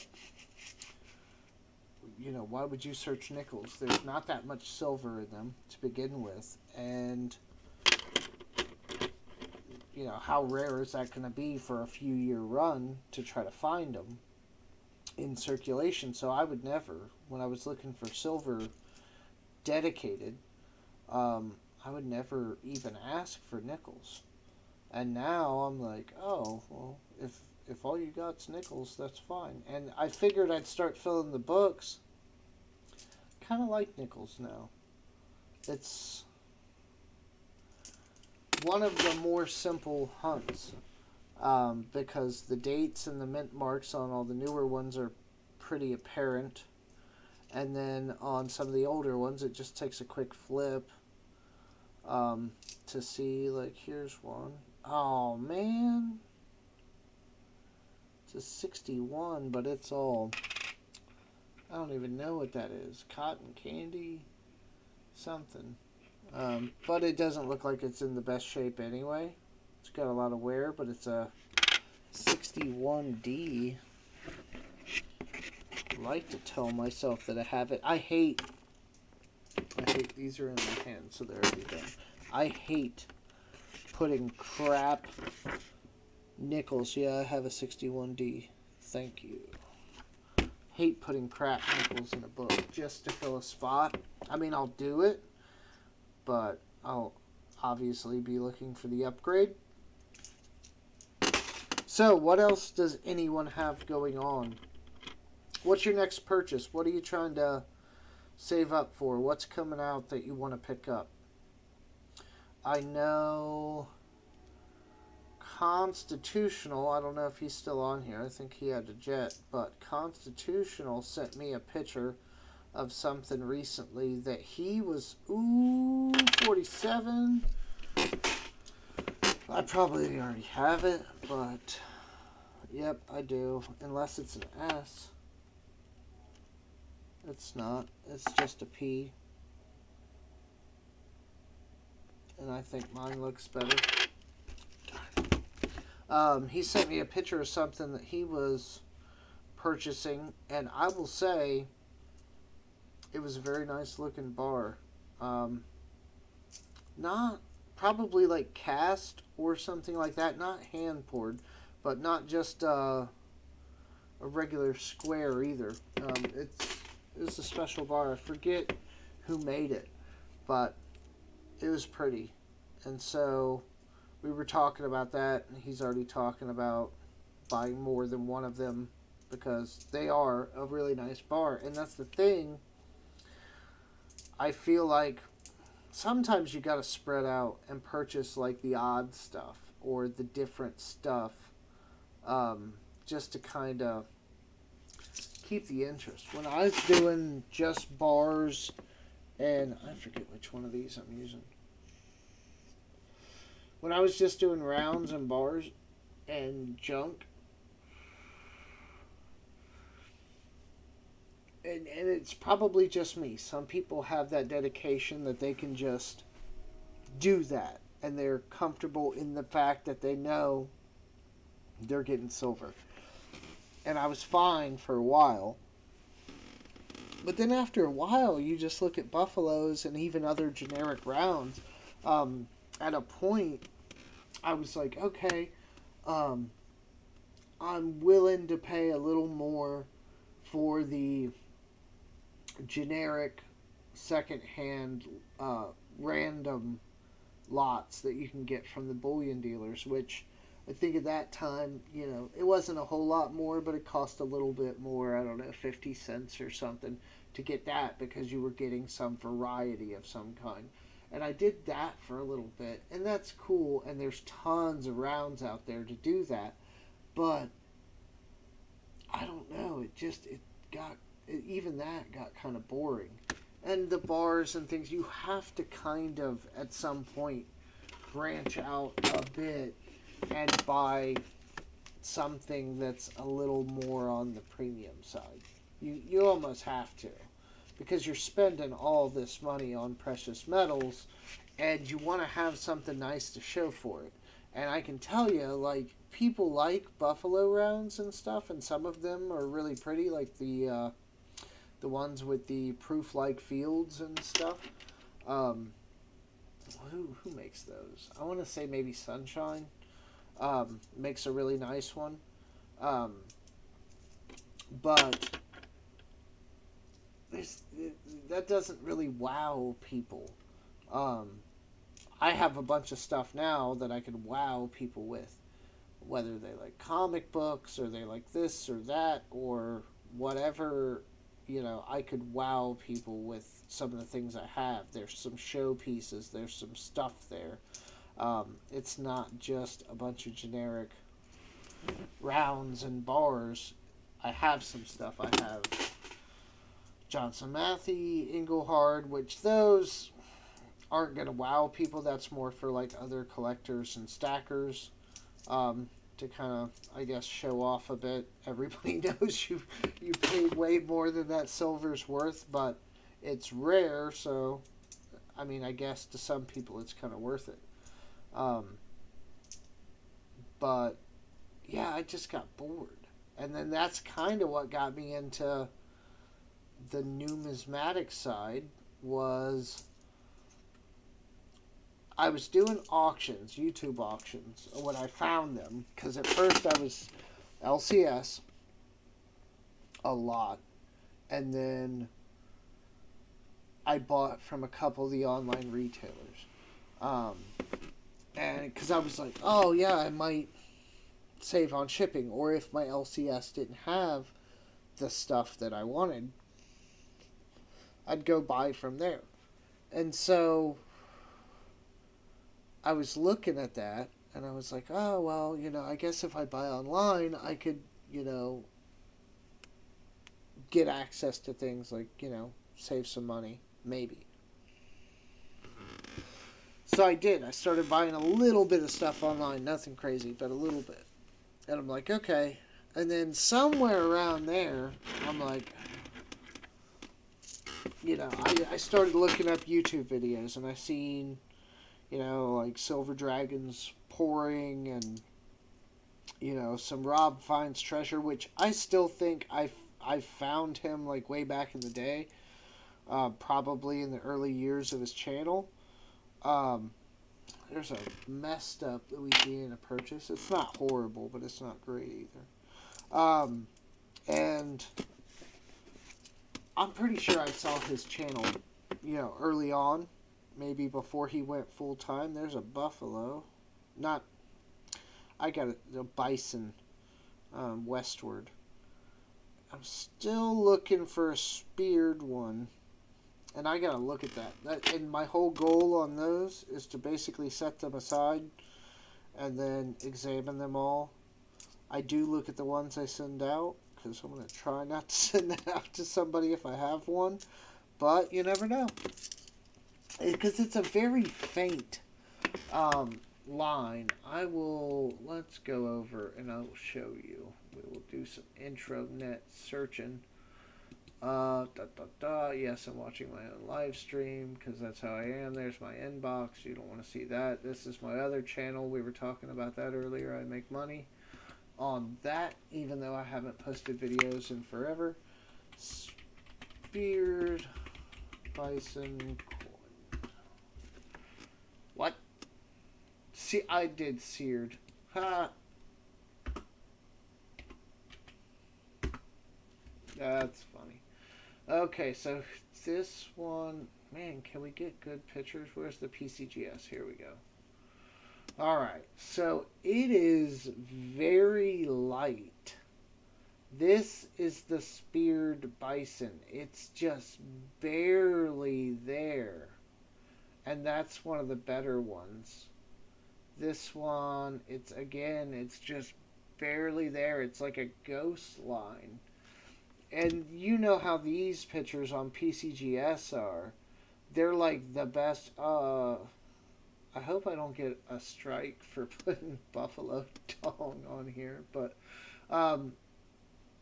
it's a very light line that goes through the bison, and these are the best pictures possible. So in regular lighting, what's that gonna look like? That's, well, they all seem to be D's, or at least those two are, that they're showing. Of course, it's not going to say if they're all D's, but we can go to more images and see if they're all D's. Okay, there we go. Now it says. Yeah, so, okay, it must just be the D's. That one's a little more prevalent. That one, you can kind of see that's got a lot of detail on that one. But yeah, I want to find one of these. That's part of my goal of grabbing up all the Westward stuff. So I'll go back now. There's nothing left to show you there. But yes, keep them, save them. I have two bags of them now. Unless it's really bad and just beat up, I keep every Westward that I find. Lots of brand new in this roll. Lots of brand new. Okay, there's a little old mixed in, but tons of new stuff.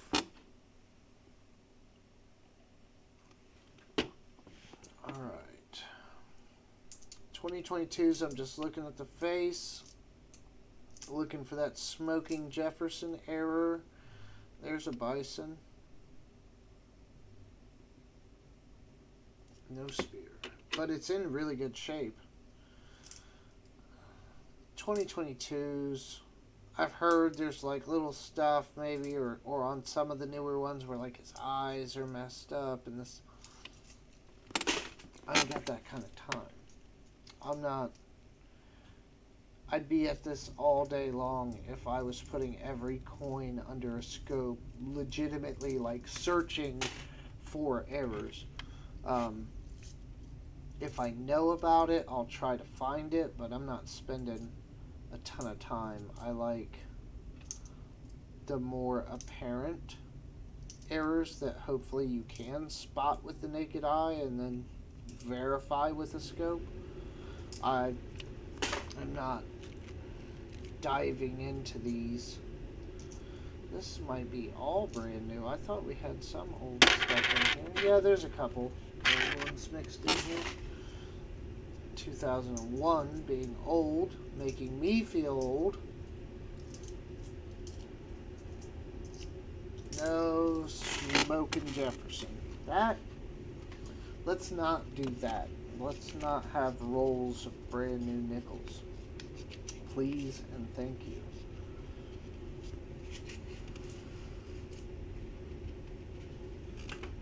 Okay, a little better. Maybe. The view takes you to infinity. Oh yeah, the infinity screen when I'm... Yeah, if I have the transition right, or if I had a second screen, I could keep that from happening. But some time ago, I set up my spare in the garage thinking I would be out there a lot, and then I didn't think that, oh, it's about to be winter and you're probably not going to be hanging out there much at all. Here's another bison. No spear. One of these days. 54D. 54D. I don't know. I feel like we have it. Yeah, we have it. Is ours better? It's hard to tell. I think so. I think it legitimately is. And that's the other thing, is I don't keep all the crap that I pull out of here. I just toss it back. I probably could have started a whole nother book collection by now, but I don't save it. I send it back. I've also thought about seeding coin rolls. I don't know how you would do it, but put silver into coin rolls. Halves would probably be the one to do, because mostly at this point, oh, I have a propane heater. I don't have a cylinder. I'd have to go get one, but I have a propane heater, which, if you use them right, they're not dangerous, but if you use them incorrectly, they can be carbon monoxide and whatnot. I did a whole video on that on my other channel at one point, talking about how to heat your garage, you know, the ways you could do it, and what I was doing with the propane.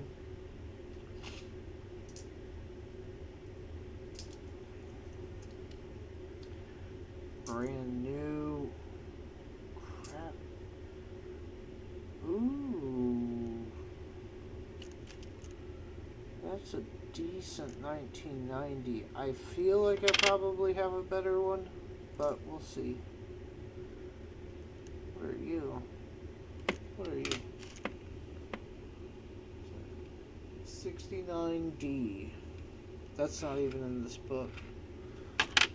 But we'll set it aside because it looks kind of nice. See if it amounts to anything. Are these... Oh, man. These are all the nickels I have? Man, we're blowing through it. After these, all I got left is pennies. And I am not starting that tonight. It's already after 3. Honestly, I should have been in bed a while ago. I love it when there's stuff all over coins. You know they came out of somebody's car that they cleaned. Ugh. Should probably wear gloves. I wash my hands afterwards, but... Is that 2009? No. 2008. There's a decent 86.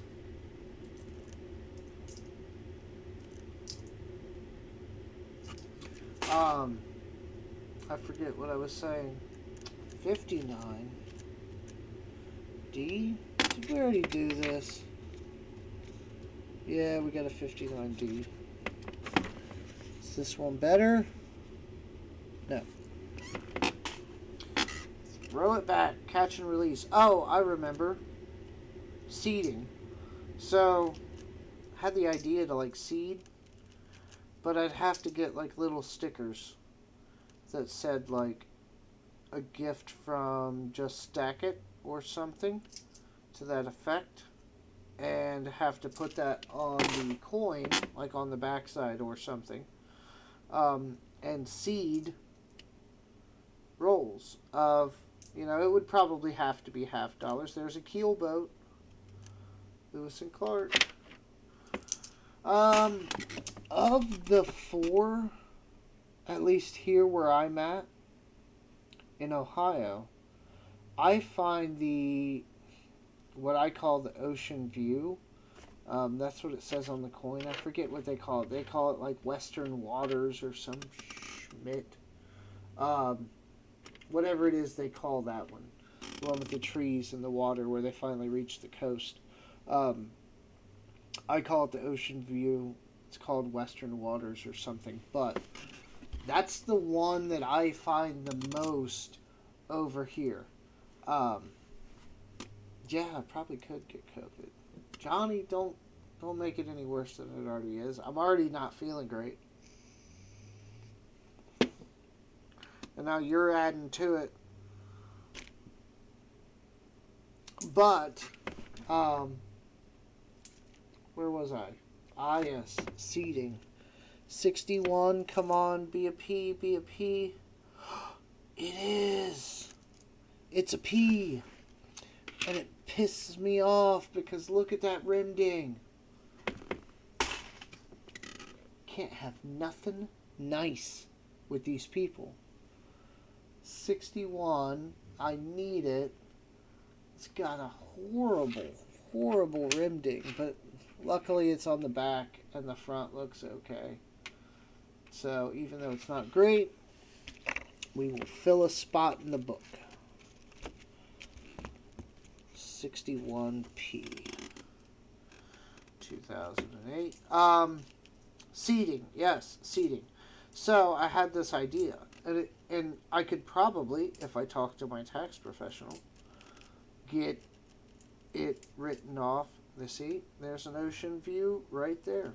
Now, it's on the lower side for this run, for whatever reason, but normally it overpowers every other westward that I find like 2 to 1.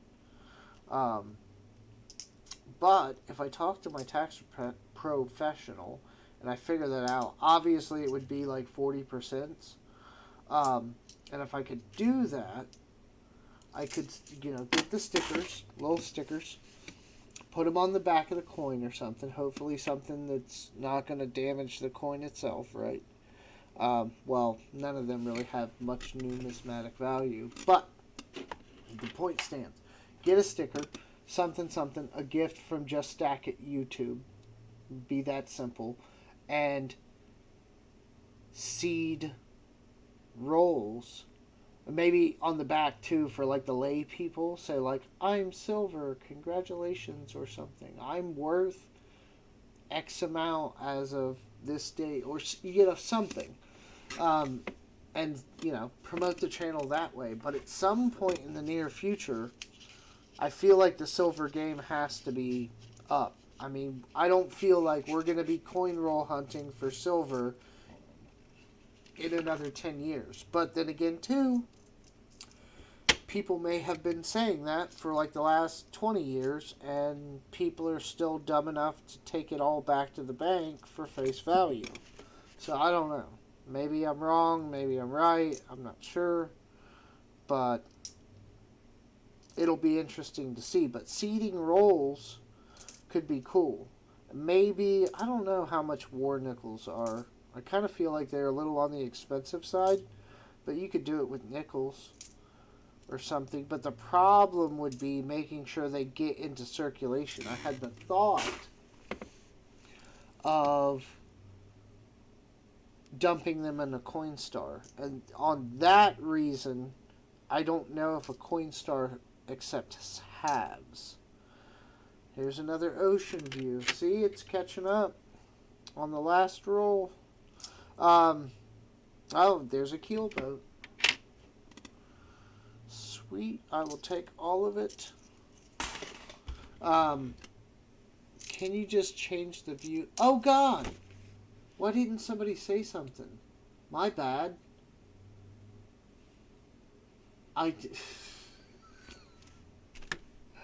Oh my God, my bad, Johnny. I'm in the studio version, so I have to actually click a button over. I'll turn that off. My bad. I'm sorry.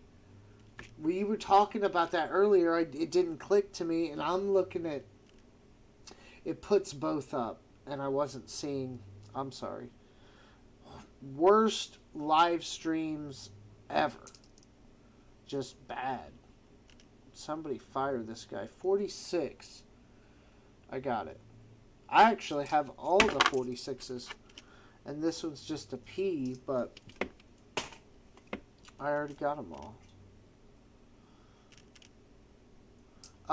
Yeah, sorry, Johnny. Yeah, I know. I know you said something. I didn't.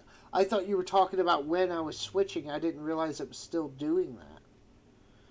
And for that, I am very sorry because I look like an idiot. But that's why I was saying I need two screens so I can have one and then the other completely separate and always be looking at what I'm actually showing you guys rather than looking at the StreamYard setup thing that I'm looking at now. 70D. We already set a couple of those aside, didn't we? Well, I'll put that one on there too. Alright, we're almost done. None of the cool ones that we were looking for. No 2006. No 2009. No nothing. We got some Westwards. We got some stuff to look at in the book. 60, 69, 69, 70, 47. Why do I still have this sitting out?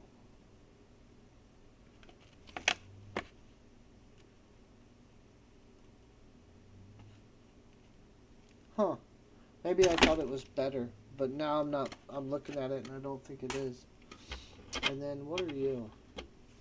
Why are you here? Oh, that's the really nice 1990. I don't think that's that nice at all. All right. So that none of what I have on the table even goes in this book. That's how hard it is to fill that original book. And the Buffaloes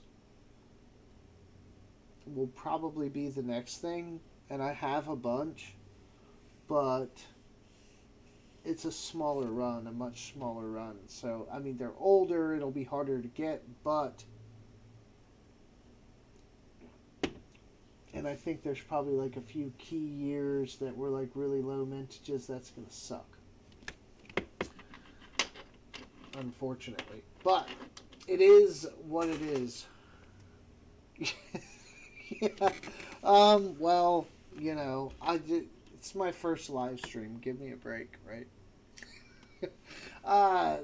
Yeah, no, it's the combination of the coins because I'm basically staring down here all the time and I'm not really looking up there. And then when I do glance up there, just by default, I guess I kind of look towards the right of the screen. Or the left, and I wasn't looking at the right side because they're the same. I don't know. Excuses. But yes, that was horrible. Sorry. God, that was probably like a half an hour. Can't believe that. Oh, yeah. Junkie moved some stuff. And I feel like Junkie's one of the more underrated people that come around and offer stuff because he brings good varieties. He's got good coins in general. Sometimes has errors and rarities. I'm warming up to the Canadian silver. I have gotten some 50% off of him. But then again, too, I'm on that fractional train. 40%, lots of 90, which people like. But the 40%, I have a lot of that. Starting to get a lot of the war nickels just in general. Not like crazy, not like constitutional stacker, but more than I thought I would own, probably. And so I looked at that and I'm like, well, I love 40%. And this is actually better because it's 50%. I mean, we're talking about, in this case, dimes. I'm sure there's some dollars that are like 50% and stuff too, but I'm just talking about dimes. And, man, I'm a sucker for small fractional silver. I hope the day comes where I don't need it. for like barter or something. But if the day ever comes, I'm telling you, everyone that has small denominations of silver coinage are going to be really happy. Just like these foreigns. They're not great, as far as the silver weight, but they're still fractional silver. And most of them, there's one big coin in here that tips the scales. But most of them are a tenth of an ounce or less. Actually, I think probably every single one of them. Let me look at my Excel sheet. So in here, I won't go through every coin, but let's filter. Where's my... Oh God, it's like the online version. I hate stuff.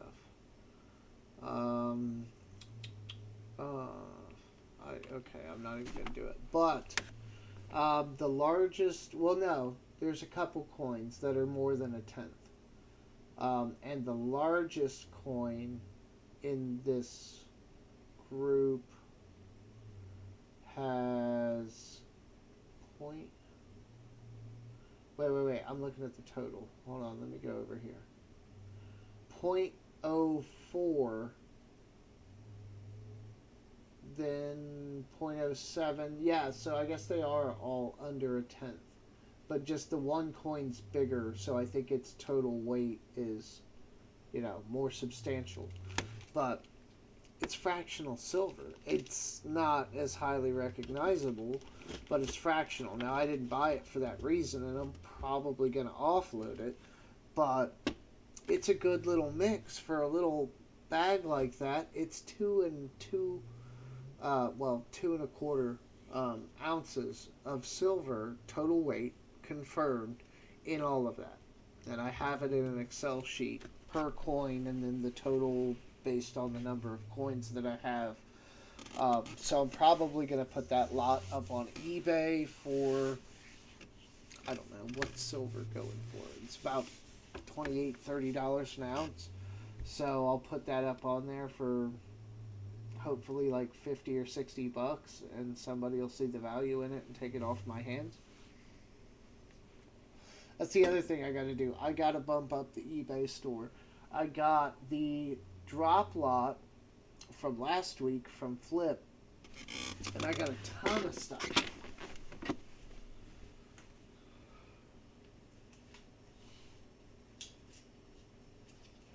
Best part about it, I will share this with you before I wrap up the stream. Best part about it, right, is this. New Orleans Silver Dollar Collection.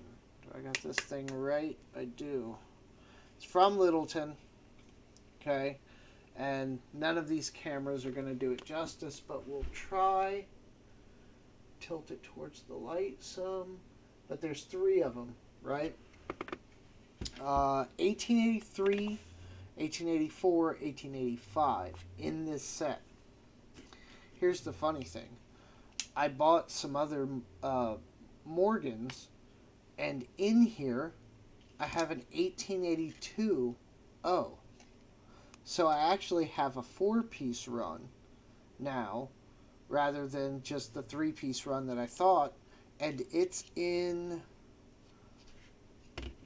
about the same condition. It doesn't have the same toning because it hasn't been in the set, stored the same way, but I have 4 New Orleans Morgans from before 1900. This other one is just a 1921 P, so nothing too crazy there. But now I have a 4-piece run.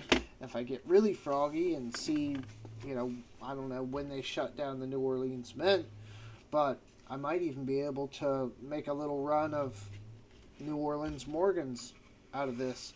And I've been trying to buy some more like show pieces. I have the Proof Eagle on my desk. I bought one of the Olympic silver coins in like a little clamshell, the display. I got that now. I'm trying to get more so I can kind of have the silver out. I got this. I can pull it off the wall. I did a little short. Most of you probably haven't seen it. But I got this while I was out the other day. It's basically, it's kind of like a type coin set thing. But it's from 1900 to 1971 to give you an idea of how old it is. So it goes up to like the Ike dollars. And, you know, there's some silver in here. You got a 64 Kennedy, a Morgan, another 1921, probably a P, 22 piece dollar. Wouldn't that be a funny if that was like a, isn't 22 the year of the high relief? Wouldn't that be funny if somebody stuffed one of those into one of these stupid things? I'm not that lucky though. 40% Walking Liberty, Barber, Franklin, Washington Clad, Washington Silver, Standing Liberty, Barber Quarter, Merc Dime, Barber Dime, Roosevelt Silver, Roosevelt Clad. They do have a silver war nickel in here, and it's worn. I'm sure all these were cleaned. It was common practice way back in the day, and that war nickel is polished like a proof. So I'm betting it's been cleaned. Really nice steel scent. The pennies look like they're probably original, maybe. One really nice red 59. But not much has changed in our coins since this time. And I bought this because every time I go to these damn shops that actually have this stuff, I stopped at one in Greenfield, Indiana. And I find myself over there often. And so I thought, oh, let's go see what the shops are like. So I went to this shop, and it's not far from where I stay. So it's just down the road, so to speak. And, it'd be advantageous for me to, interact. I go in. It's weird. They call themselves a coin shop. I've seen bigger personal collections. It's mostly like a jewelry shop from what I can kind of gather. And the guy was just crappy. Like, from the get-go. I mean, he didn't make it seem like I was wasting his time, but it was on that fringe of like, oh, you want to look at this? Oh, you want to look at this? Like, kind of vibe. And then I remember at one point, it ended up being the Mexican Olympic coin. But it was all this thing looked like it had been in a fire. Like, toning is not the word for it. It was like blackened, just like crazy. And I couldn't tell what it was. I'm looking for oddities and things to buy. So I asked him if I could, because I was like, oh, what's that? He's like, well, I don't know. And so, we were looking at it, and I was like, well, can I see it? And he's like, yeah, and he pulls it out, and he hands it to me. And he's like, and I'm holding this coin, and it's burnt to a crisp. Illegible. I had to hold it this far from my face to figure out what it was. But as I'm holding this thing, or he's handing it to me, whatever, he's like, oh, but just don't touch the face of the coin. Blah, blah. I get it on, something that, yeah, you probably shouldn't touch it, especially if it's not yours, right? But this thing, we couldn't even tell from a foot away what it was. I had to put it in front of my face to even tell, and I could only tell that from the raised sections. Like, even the details were still there, but just masked by all this whatever the hell was on the coin. And I'm like, I just remember looking at the dude like, kind of like, are you fucking serious? Like, don't touch the face of the coin. Like, this thing's in horrible shape. Like, what? He's got it like acting like it's some pristine example of something that he's gonna send out to get graded. I was just like, okay. And then some other guy came in that, was actually spending money or something, and he just scuttered off. And there was literally nobody there to pull anything out if I did see something that I wanted to look at or buy. And he had all this stuff, like all these coin shops do. They have all this stuff behind the counter in like bags and bins and stuff. And I'm like, well, hey, like, what's all that stuff? What's in there? I want to know. And he's, oh, it's all stuff we haven't gone through. That's not for sale. Do you understand how stupid you sound right now? If I want to buy it, it's for sale. Like, and even if it's like sitting back there, I can see the dust on it. Like, you're just sitting on it. You haven't gone through it. Okay, fine. That's not my problem. If I want to go through it or I want to buy something in there, like, you're not going to, not for sale. And so he had, the reason why I bring this up is he had some of these wall art pieces. He had, like, one was a clock and a couple other things. And I remember trying to get them from him. I was like, hey, man, like, I've been looking for some wall art. I see you got this stuff. Like, what do you want for it? He goes, oh, that's expensive. And you guys know me. Expensive doesn't really matter sometimes. And I'm like, oh, well, like, shoot me a number. Like, well, oh, it's not for sale. That's what I was trying to tell you. Like, he was just like a jerk about it. And that, as far as wall art, has been the case at almost every place I've gone. Nobody wants to sell their wall art, even though they're probably some of the worst examples of coins because they've been cleaned or, buffed to a shine or whatever. Nobody wants to sell them. And so I was just recently in South Bend, Indiana, and it was, what's this guy's name? Was Christos Coins and Jewelry, and it was a pretty, like, legit shop as far as coins and everything. The dude knew what he was talking about. It was a nice, clean shop and everything organized. And I was just looking around at all kinds of stuff, and then I looked, and he had, like, a love seat and some, like, office areas and some desks and stuff. It's all, like, right there. And, like, next to the love seat on the floor was a picture frame, and I got far enough over, like, by the counter that I kind of, like, peeked up and noticed it was that. And so, like, I sprung that on him real quick. I'm like, hey, man, what's that? Like, what are you selling it for? He gave me that for below melt value. I don't know. Like, I couldn't get anyone to sell me anything, and then I find this guy, and he gave, it wasn't even $100.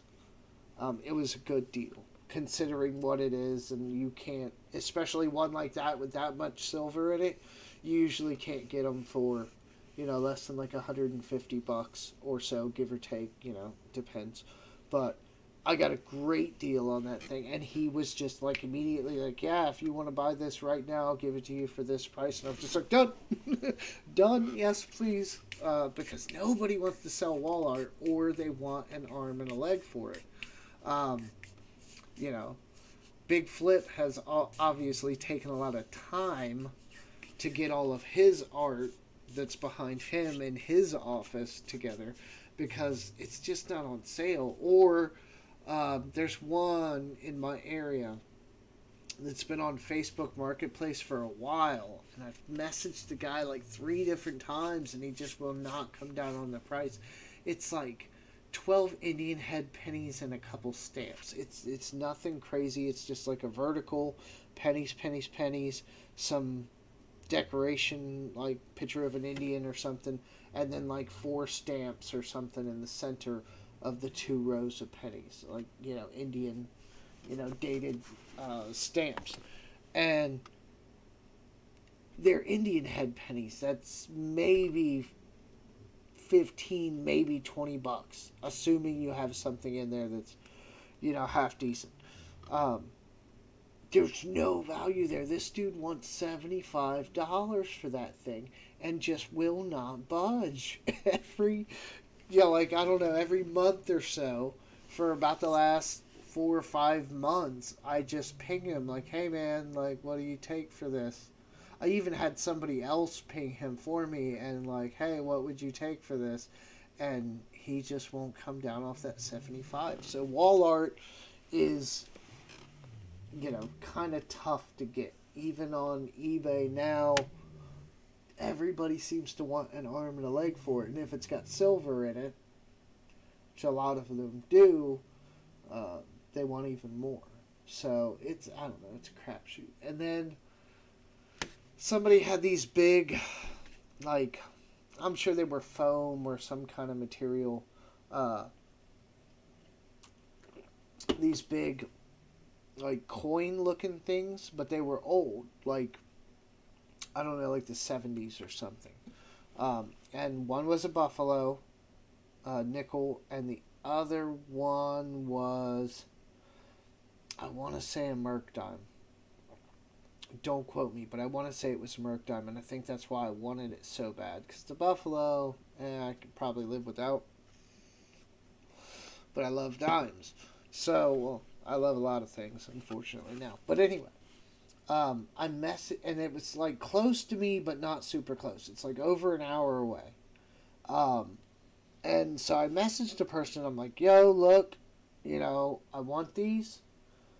But it said like local pickup only or whatever. And I'm like, I'm close, but I'm not that close. And I told him where I was. I gave him my address. I said, look up the shipping, please. And, I'll buy them for what you're asking, but and I'll pay for the shipping, but I need you to ship them to me because I'm not that close. Here's my address. Calculate the shipping. Let me know how much the shipping is going to cost, and I'll pay you.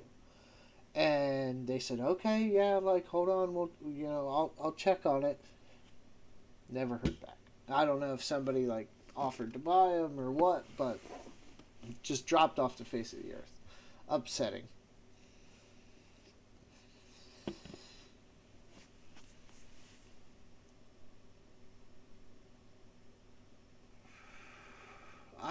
Hold on, I gotta break down this comment by Johnny T, but I'm gonna read Big Flips first. I have a table with $80 face, 90% in it.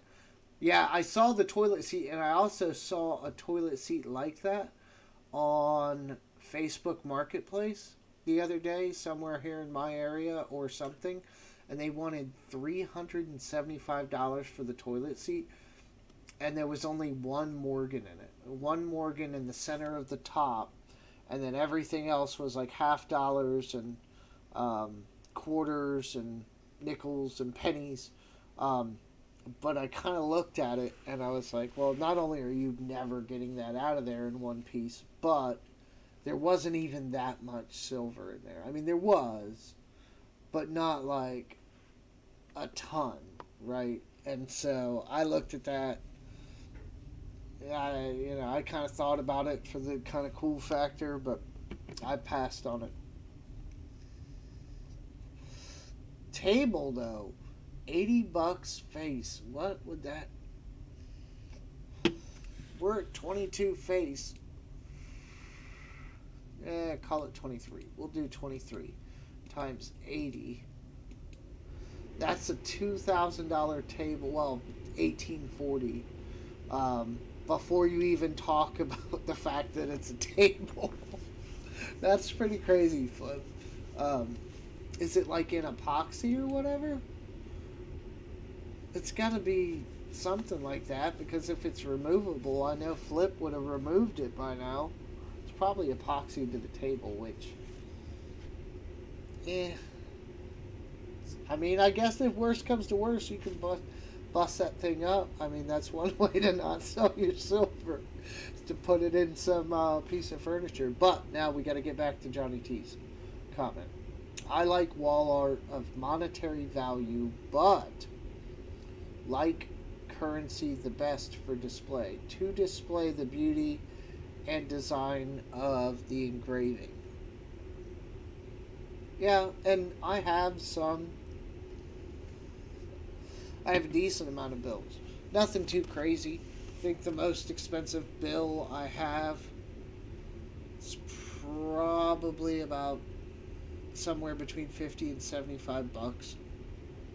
But I do have a decent amount of it. But I don't have like a good way. This is what I was thinking. And it probably wouldn't go very far, but like these pictures, like the wall art, I feel like they need to be updated. I feel like people still want them, but nobody's really making new ones anymore.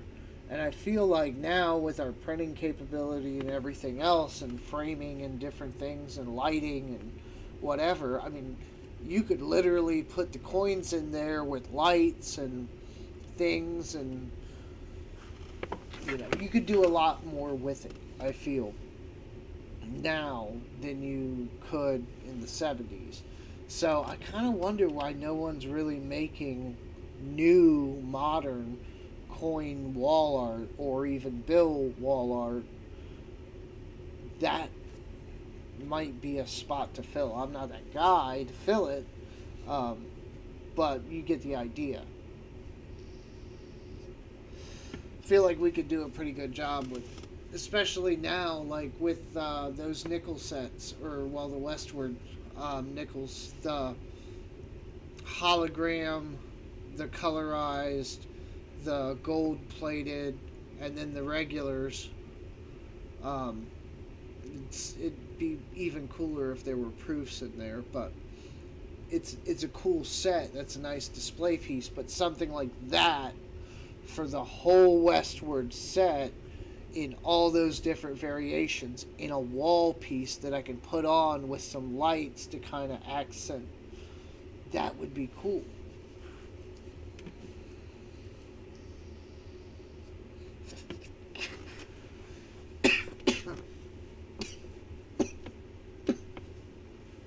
I'm choking because Flip said, yeah, it's epoxied in, but he'll get it out if needed. And I believe it. That'd kind of be fun, sort of, apart from the fact that you more than likely damage the coins. But at that point, if you're busting apart the table to get the silver out, you're probably not worried about what the silver looks like when you get it. Ah, all right. Well, guys, it's almost 4 in the morning here. The most appealing part of wall art. Wait, hold on. I messed that up. The most appealing wall art of currency is a big frame of fractional currency, which most people do not know about or have seen. Just like, yeah, like a lot of the older coins and different stuff, but you need good examples. Ringmaster Ray probably has a lot of that. He has a lot of old stuff. I think he's got a rather large collection. He did that video, God, it's probably been a couple of weeks or a month ago now, and he showed some of his shelves and all the binders, and just the binders alone made my head spin. But he's been collecting for a long time, so he got a lot of those snatched up probably, a decade or more ago, when prices maybe hadn't inflated to, what they are today. So, that's one of the things about collecting. The earlier you can start, the better off you are. Like my kids, if they actually pick it up and continue to like grab stuff and add to it, and continue to take some interest. Right now they're little, so it's like a feigned interest rate. But if they actually really pick it up later, they're going to be in such a good spot to pick up all kinds of stuff. And then by the time they're 40 or whatever, almost all of that stuff's going to have, what, doubled, tripled in value, probably at minimum. And that's not even considering the fact that they would probably be saving silver and rare stuff or whatever they can. Yeah, well, I mean, they're always kind of affordable. Um, Somebody was talking on a podcast, and they that whole argument kind of came up, like, oh, the old collectors that got this stuff back when it was, X amount. Why is my work phone going off at 4 in the morning? Why? I will punch somebody in the face. Oh, thank God, it's a YouTube notification. Whew. I was worried for a minute. Anyhow, they were going back and forth on it, and he was like, oh yeah, back in the day when the stuff was cheap, and the guy goes, yeah, but no, at the time, for the, you take the inflation rate back and the price and stuff, it still wasn't really as affordable as we think it was at the time. It still cost a lot of money. We just look at it, it's like, differently. So yes, I'm sure there's a degree in there where it was technically more affordable, and even actually somewhat more affordable, but per ratio, theoretically, it was still a lot of money back then.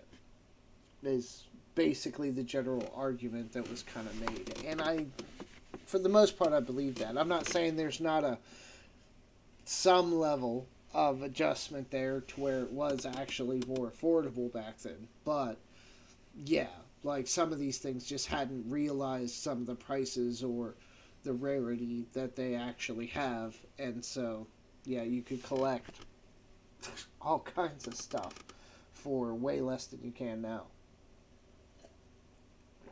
All right, silver folks, I appreciate all of the watch time. I do, and everybody hanging out. We did 2 giveaways? Did we? Or no, was it just Milky? We just did the Milky. All right, well, we're going to still, it's too late for me to run another one. We'll end it. We'll have to catch another one next time, maybe 2. And I have quarters and stuff and nickels to look at in the morning to try to fill some books. Still have a box of pennies. There's a lot going on tomorrow. I probably won't stream. We'll see how this week goes. I had filmed a couple low-tier quality videos. One is the unboxing of Flip's drop lot and other things that I bought for this week from him. Yeah, not the most enthralling video, but still a good one. I'm going to try to edit that and get that out. I had another one also along a similar lines. Lots of variety in it. Quick little fireside chat kind of thing. And then I actually did get a special request for a video, and I'm going to try my best to put that together sometime this week and see how that does. It's a little different, a little more technical. We'll see how that goes, if I can pull that off. But yes, constant improvement. But I am going to end this and go curl up with my dog and get some sleep if she'll give me some space. I thank everybody for your time and attention. Love seeing you and chatting with you. And sorry for all the stream malfunctions. One of these days, I'll get all this down and break back into it a little. But until then, I will talk to you guys later. Be kind to everybody out there and have a good night or day or morning or whatever it is, wherever